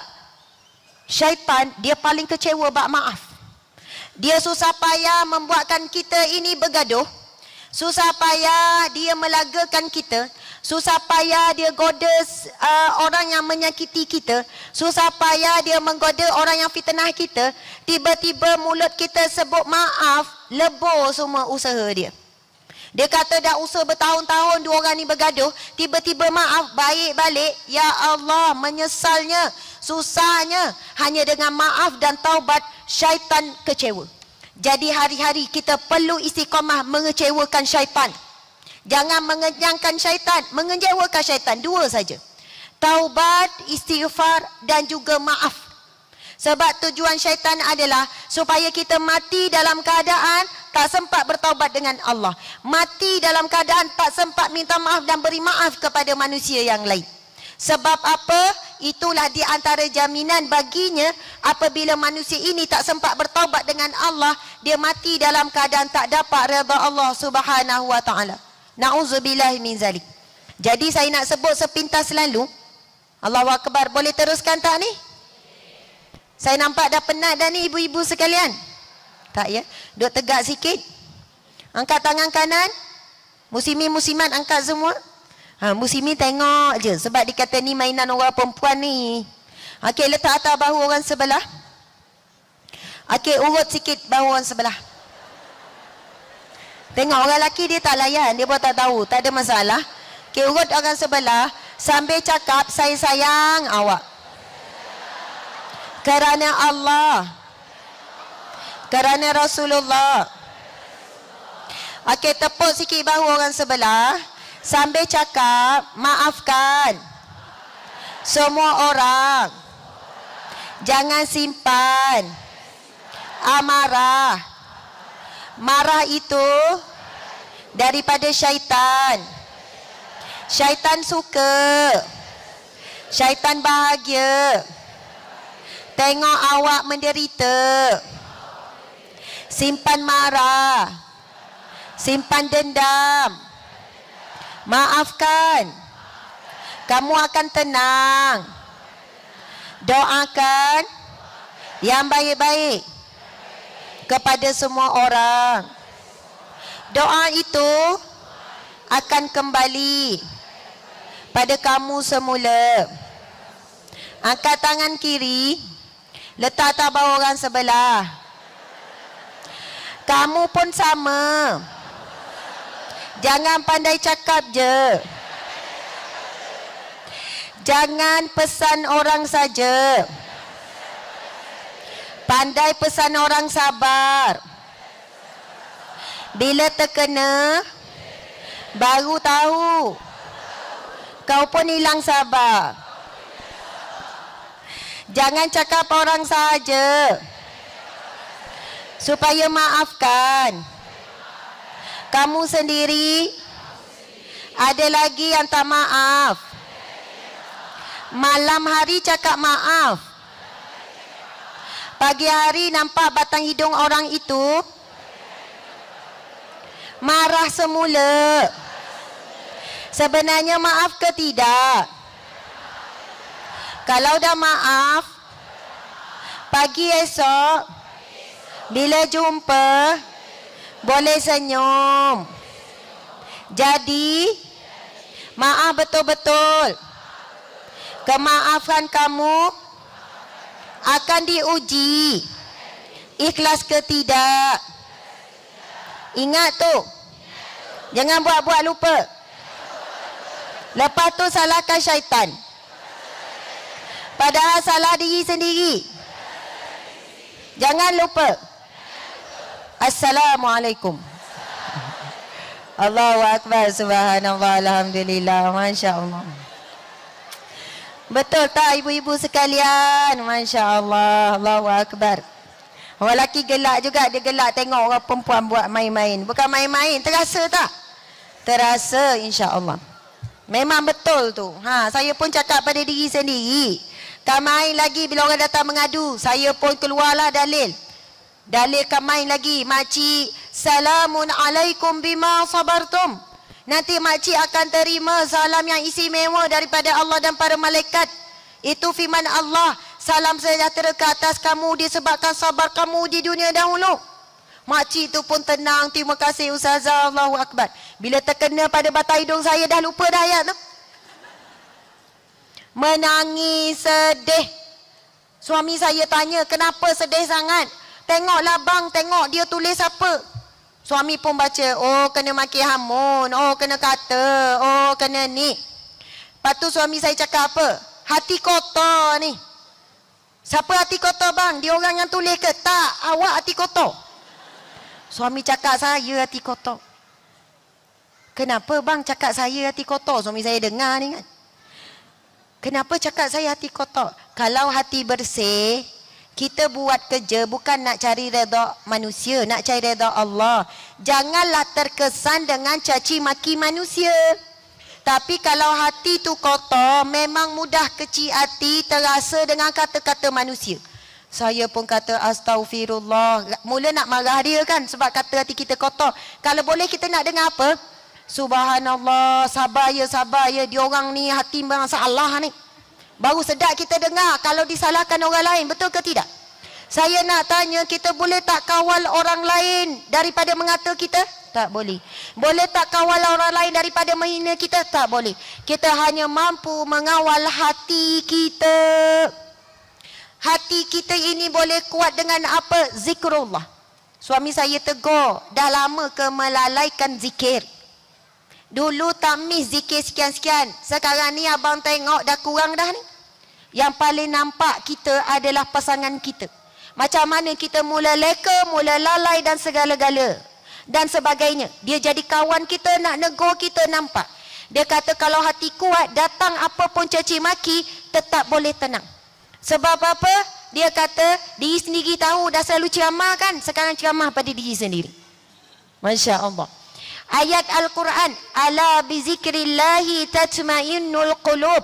Hanya senya dengan kamu ingat Allah, kamu zikir pada lidah, zikir pada akal fikiran, zikir pada hati, hati kamu akan tenang. Sebab itu bila hati kita resah gelisah dengan ujian Allah, menunjukkan hati kita tidak tenang, dan itu menunjukkan bahawasanya kita kurang zikrullah.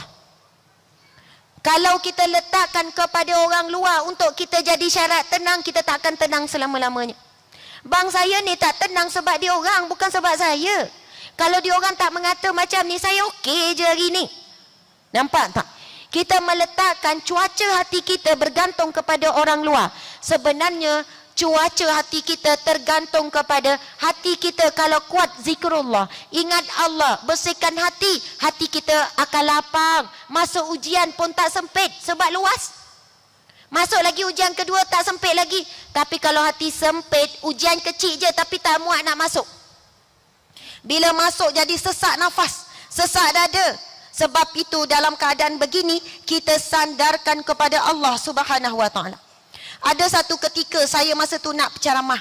Ada seorang hamba Allah depan saya, dia kata, Ustazah ni asyik tinggalkan anak-anak ya? Ya puan, kenapa ya puan? Ustazah duk sibuk baikkan orang luar, anak-anak dah baik ke? Ustazah ni duduk sibuk didik orang luar, anak dah didik ke? Kalau esok-esok anak-anak Ustazah tak menjadi, barulah Ustazah menyesal. Esok-esok kalau anak Ustazah sekian-sekian, dia beri ketakutan. Masa tu hati saya jadi sempit sangat. Menangis. Saya rasa masa tu saya nak balik je rumah, saya tak jadi nak ceramah. Masa tu saya sedang pegang baby saya yang 4 bulan. Dia kata duk heret anak ni ke mana-mana. Subhanallah. Masa tu tiba-tiba rasa sempit, sesak nafas. Saya rasa ya Allah, ketakutan hati seorang ibu apabila diugut dengan keadaan anaknya. Masa tu saya ulang-ulang ayat surah Ghafir ayat 44. Bismillahirrahmanirrahim. Wa ufawwidu amri ila Allah. Daku menyerahkan urusanku, anak-anakku kepadamu ya Allah. Innallaha basirun bil ibad. Sesungguhnya engkaulah maha mengetahui keadaan hamba-Mu. Engkau tahu bagaimana keadaan diriku. Aku sangat lemah ya Allah. La haula wala quwwata illa billah. Tidak ada daya, tidak ada upaya melainkan daripada Allah. Bahkan di sana ada ibu ayah yang sepenuh masa, banyak masa dengan anak, tetapi kurang pergantungan dengan Allah, tetap diuji oleh Allah tentang anaknya. Maksudnya jangan sekali-kali kita merasakan bahawasanya apa yang berlaku sama ada baik atau buruk adalah hasil tangan kita. Tetapi ia adalah bentuk pertolongan daripada Allah Subhanahu Wa Taala. Itu cerita saya. Semua orang ada cerita masing-masing. Cuba kita reflect kepada cerita masing-masing. Apa pun berlaku selepas ini, insya-Allah kita kena lebih kuat. Kekuatan kita bergantung sejauh mana kita serahkan kepada Allah Subhanahu Wa Taala. Beramallah dengan ayat tersebut dan juga zikir-zikir yang lain yang dah ibu-ibu, bapa-bapa sekalian dapat ilmu daripada orang tu, dapat ilmu daripada orang ni. Beramallah. Tetapi di antara ayat yang boleh menguatkan jiwa kita juga adalah surah Ghafir ayat 44. Kita baca sama-sama boleh? Bismillahirrahmanirrahim. Wa ufawwidu amri ilallah. Daku menyerahkan urusanku kepada Allah. Kesedihanku, kebimbanganku, kerisauanku, kesakitanku, kepedihanku, segala-galanya kepada Allah. Innallaha basirum bil ibad. Maha melihat keadaan hambanya. Amin ya rabbal alamin. Subhanallah, Allahu akbar. Muslimat, muslimin sekalian, bila kita sebut begitu, bila berlaku apapun ujian Allah, duduk sekejap. Aku menyerahkan kelukaanku ini ya Allah, kerisauanku ini ya Allah kepadamu ya Allah. Sesungguhnya engkau maha melihat keadaanku, keadaan hamba-Mu. Lalu insya Allah, Allah akan menghantar malaikat untuk memberi kekuatan, membisikkan ilham sebagaimana hadis, sebagaimana firman Allah tadi yang disebutkan, mereka yang istiqamah bila berlaku ujian terus mengadu kepada Allah. Istiqamah bila melalui apa-apa musibah terus mengadu kepada Allah. Sebut nama Allah, Allah akan menghantar malaikat membisikkan kepada kita, beri ilham kepada hati kita, iaitu alla takhafu wa la tahzanu. Janganlah kamu takut, kamu bimbang, kamu risau, dan janganlah kamu bersedih hati, kerana kamu akan diberi ganjaran syurga. Subhanallah. Saya tiba-tiba teringat cerita awal tadi, saya nak cerita pakai lawa tu tadi tu. Contoh seorang wanita pakai lawa pergi kenduri, jalan dengan suami. Tiba-tiba tengah berjalan tu dah lawa tu, terpeleot kaki jatuh depan orang ramai. Dan masa tu pula suami tak tolong angkat, buat tak tahu, buat tak kenal bini siapa lah ni. Contohlah, saya nak tanya, lepas tu bergaduh tak? Mesti marah. Kat meja makan tu dah tak lalu makan dah. Kenapa tak makan? Makanlah, tak lapar. Masuk dalam kereta, habislah keluar. Sampai hati awak tak angkat saya tadi, depan orang saya jatuh. Awak tak nampak, mata tengok. Awak ulurlah tangan, saya bangun marah. Esoknya berjalan juga pakai lawa, tapi seorang-seorang terpeleot jatuh. Saya nak tanya, buat apa? Bangun cepat-cepat. Walaupun sakit, jalan laju. Agak-agak orang tak tengok. Saya nak tanya, apa beza hari pertama dengan hari kedua? Hari pertama sebab ada manusia bersama dengan kita, kita jadi bergantung kepada manusia. Tetapi hari kedua kita tak ada siapa-siapa, rupanya kita boleh bangun sendiri. Sebenarnya kalau hati kita kuat dalam apa jua keadaan, kita akan nampak Allah dulu. Tapi bila hati kita lemah, kita akan nampak pergantungan dengan manusia. Maksud saya bukan terus tolak manusia, tak. Pertama doa dulu dengan Allah, mengadu pada Allah, lepas tu minta tolong suami, minta tolong kawan-kawan. Tetapi asbab kita minta dengan Allah dulu, orang pertama kita minta tolong, terus Allah beri kekuatan untuk membantu kita. Tetapi asbab kita tolak Allah, kita tak mengadu pada Allah, mungkin sampai orang ke-10 pun kita bercerita, 10 orang jawab, minta maaflah aku tak boleh tolong. Sebab apa? Yang membuka hati orang untuk bantu kita siapa? Allah. Yang memudahkan jalan keluar setiap kesulitan siapa? Allah. Jadi kita ada Allah yang maha segala-galanya. Kenapa kita tidak mengadukan perihal kesusahan kita kepada Allah terlebih dahulu? Masya Allah, subhanallah. Secara sepintas lalu 5 minit saja lagi dah nak 11 suku. Di antara tanda-tanda kematian husnul khatimah, mengucap 2 kalimah syahadah ketika mati. Man kana akhiru kalami la ilaha illallah dakhalal jannah. Barang siapa yang mengucap la ilaha illallah, nescaya dia masuk syurga. Bukan mudah nak ucap kalimah la ilaha illallah. Siapa yang banyak mengucap saat hidup, insya-Allah saat mati mudah untuk ucap kalimah la ilaha illallah. Berapa kali sehari kita zikir la ilaha illallah? 70 kali ustazah, 100 kali, 200 kali, tak terkira. Tak terkira tu bahaya tu. Sebab apa? Bila tak terkira, dia dah rasa macam banyak, padahal lagi tu sikit baru dia sebut. Ada orang istiqamah 200 kali sehari, sebut la ilaha illallah, tidak ada Allah, tiada ilah, tiada sembahan melainkan Allah, tiada tempat bergantung melainkan Allah, tiada tempat mengadu melainkan Allah, tiada yang lebih mengetahui melainkan Allah. Itulah tuntutan daripada kalimah la ilaha illallah.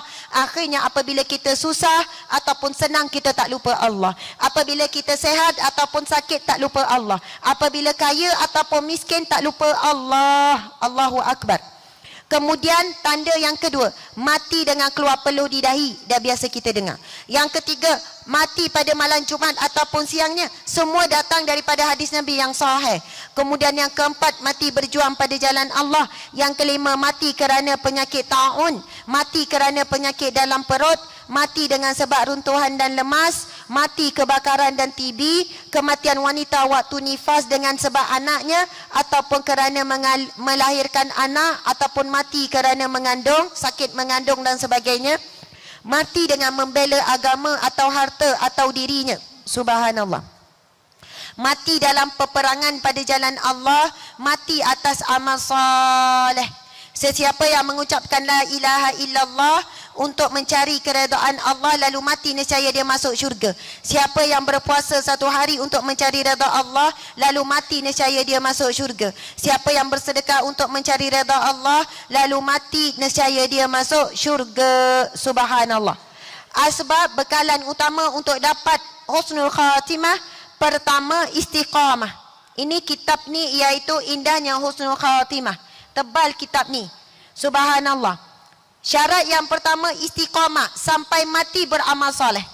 Dan antara yang bahaya menimpa bagi orang-orang yang kurang muda ataupun ayat mudah, orang tua. Siapa orang tua angkat tangan? Oh, si baik mengaku. 50 tahun ke atas dah tua. 40 tahun ke atas lah dah tua. 40 tahun ke atas. Ramai, sebahagian besar. Sebenarnya dah lama dah tu. Dah tak lama dah nak mati tu ya. Subhanallah. Kalau dengan segi umur, makcik-makcik dululah sebelum saya dari segi umur. Tapi kita tak tahu siapa meninggal dulu ya. Masya Allah. Saya nak sebut di antara kebimbangan penyakit warga emas orang-orang tua ni, dia rasa puas dah beribadah. Umur dah 50 tahun ke atas, 60 tahun ke atas. Saya dah lama dah solat. Ni kau orang muda ni, jagalah semayang. Pakcik dah banyak dah semayang. Ni orang muda banyak-banyak sedekah. Pakcik kau nak kira sedekah ni, banyak dah, macam mana-mana dah pergi ni. Ni solat ni. Ini semua ni. Dah hujung usia nak relax-relax pula. Tak yalah nak susah-susah sangat. Tua-tua ni santai-santai je sementara tunggu mati. Macam tu pula. Dia pun lepak kat kedai situ, lepak sini. Kan berjalan sana, kan berjalan sini. Ustazah usia tua kan menikmati hidup ustazah sementara hidup. Kan melancong sana 2 tahun pula, 2 minggu. Cuti 2 minggu tak pergi masjid, tak pergi kuliah. Sebab penat, sakit lutut, masa berjalan lupa. Subhanallah, ini ujian bila orang di penghujung usia. Sepatutnya kena istiqamah. Bimbang masa muda memanglah kuat ibadah apa. Tetapi yang menentukan husnul khatimah atau tidak, iaitu akhir-akhir kehidupan kita, bagaimana kematian kita. Istiqamah salat duha, istiqamah sedekah, istiqamah pergi masjid dan sebagainya. Masya Allah, Allahu Akbar. Yang keenam, tanda-tanda. Yang kedua, tanda-tanda ataupun amalan untuk dapat husnul khatimah. Nabi bersabda, yaqulullahu azza wa jalla ana inda zanni abdi bi. Allah berfirman, aku adalah berdasarkan kepada sangkaan hamba-Ku terhadapku. Kita bersangka baik dengan Allah. Antaranya hadis Nabi, sesungguhnya Orang yang bersangka baik, mafhum daripada hadis Nabi ya. Orang yang selalu bersangka baik akan diberikan husnul khatimah. Yang ketiga, takwa kepada Allah. Yang keempat, siddiq. Yang kelima, taubat. Yang keenam, berterusan atas ketaatan. Yang ketujuh, mengingati mati dan pendek angan-angan. Yang kelapan, takut terhadap sebab-sebab su'ul khatimah. Subhanallah. Dah lebih 1 minit. Tapi saya mohon izin nak baca juga satu hadis berkenaan dengan arwah tahu apa yang kita buat. Nabi SAW bersabda,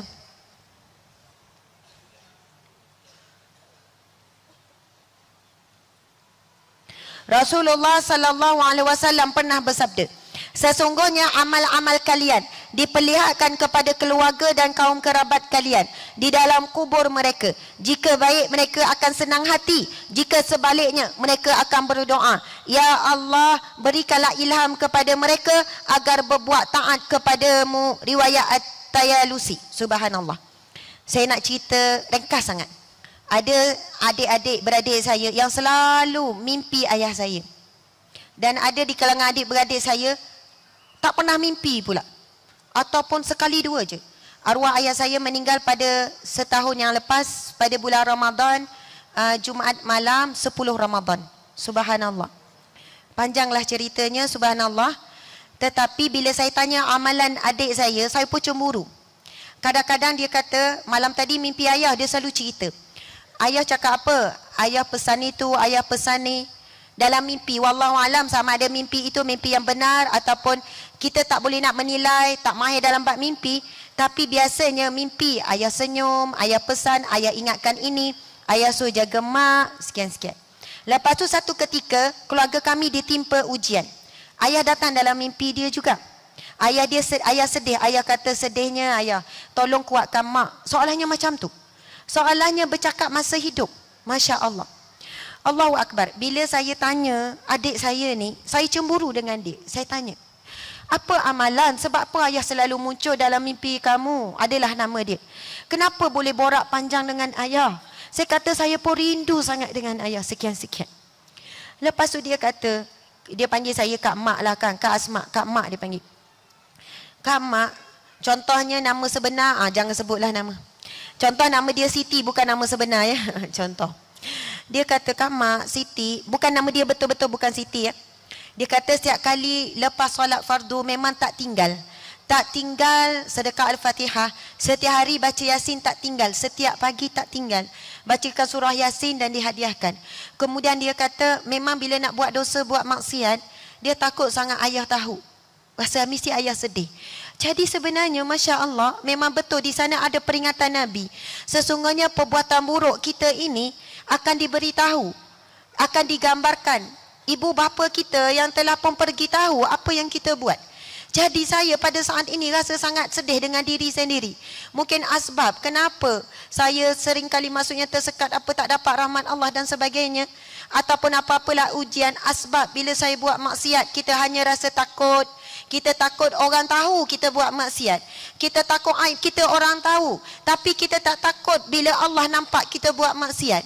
Kita tak fikir untuk menjaga ibu bapa kita yang telah pergi dan sebagainya. Masya Allah, subhanallah, Allahu Akbar.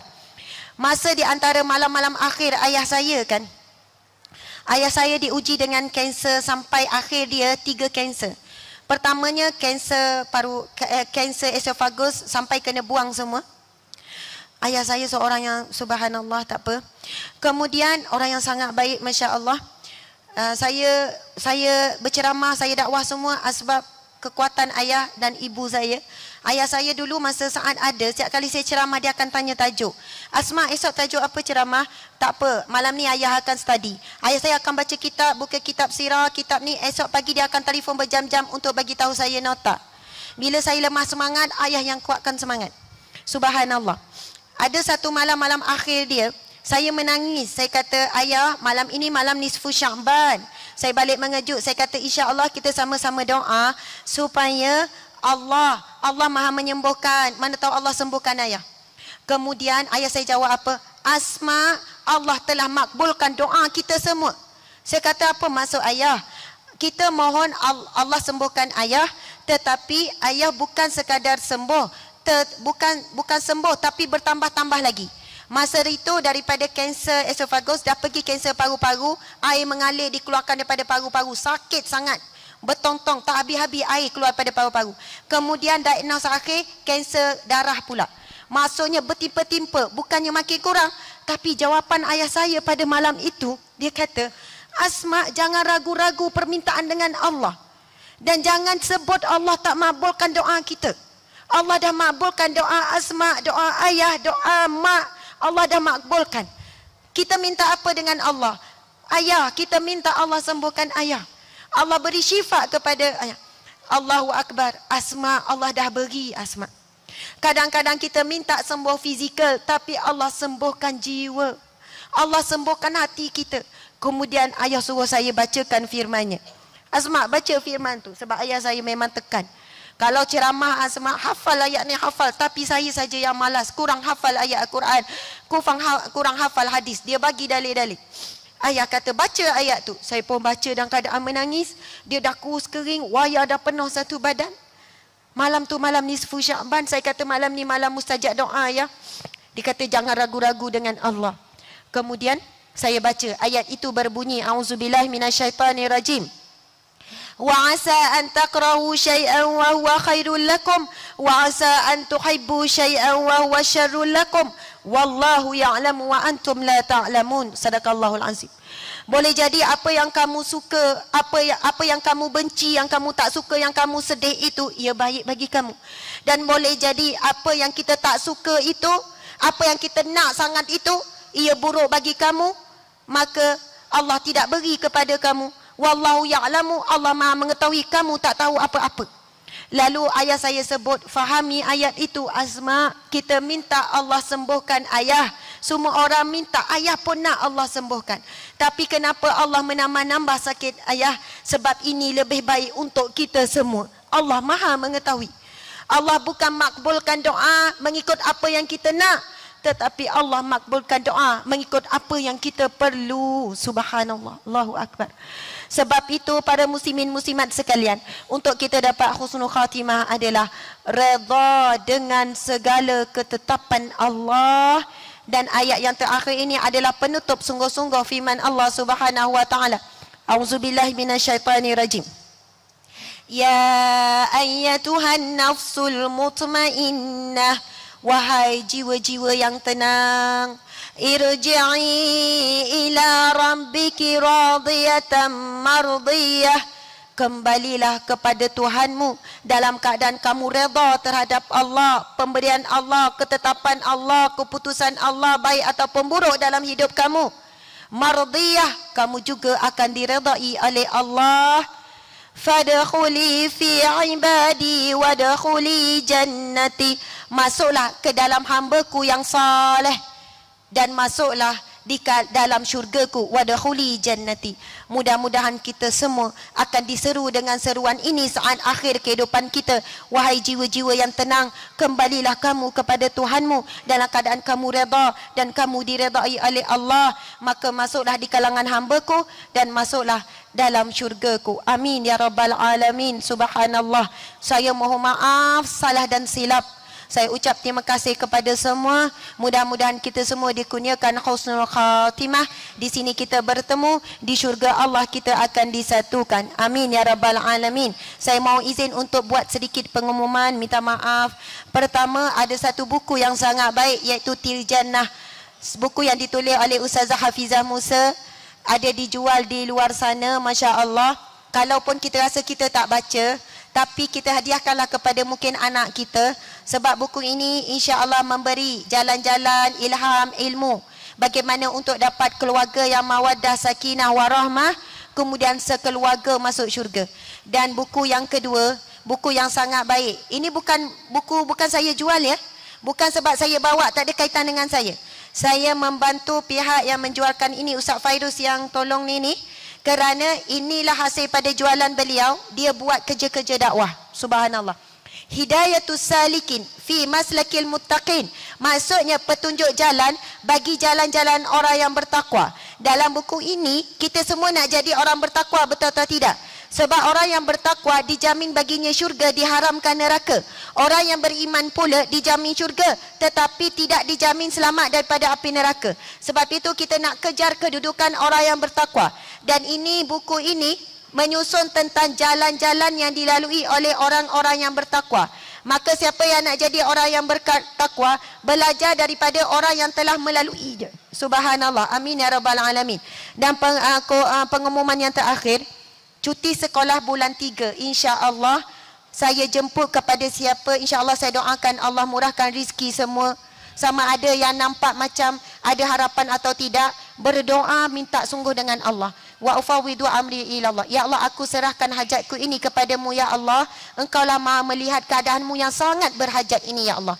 Saya nak jemput subhanallah, insya-Allah untuk sama-sama menunaikan umrah pada bulan 3. Saya tak pernah ikut mana-mana travel umrah ataupun buat umrah, tak pernah. Ini pun bukanlah travel saya.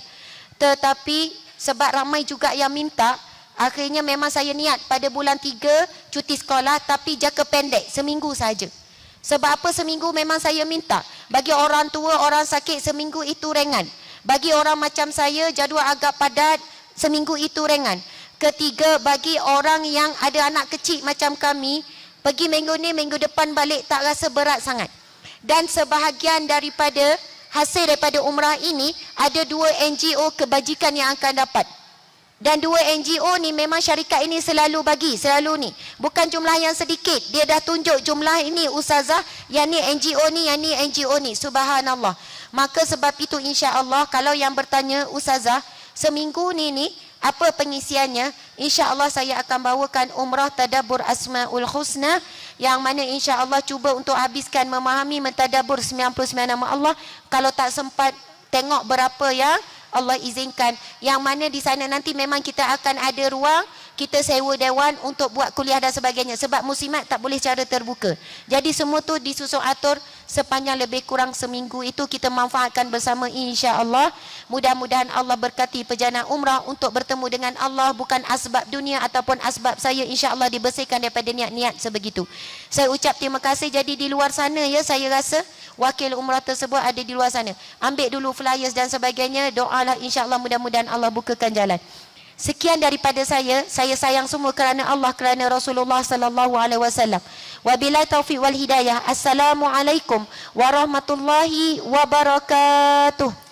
Waalaikumsalam warahmatullahi wabarakatuh. Terima kasih kepada Ustazah Asma yang sudi luangkan masa pada hari ini. Semoga apa yang dikongsi memberi manfaat kepada kita semua. Baiklah, sebelum kita berakhir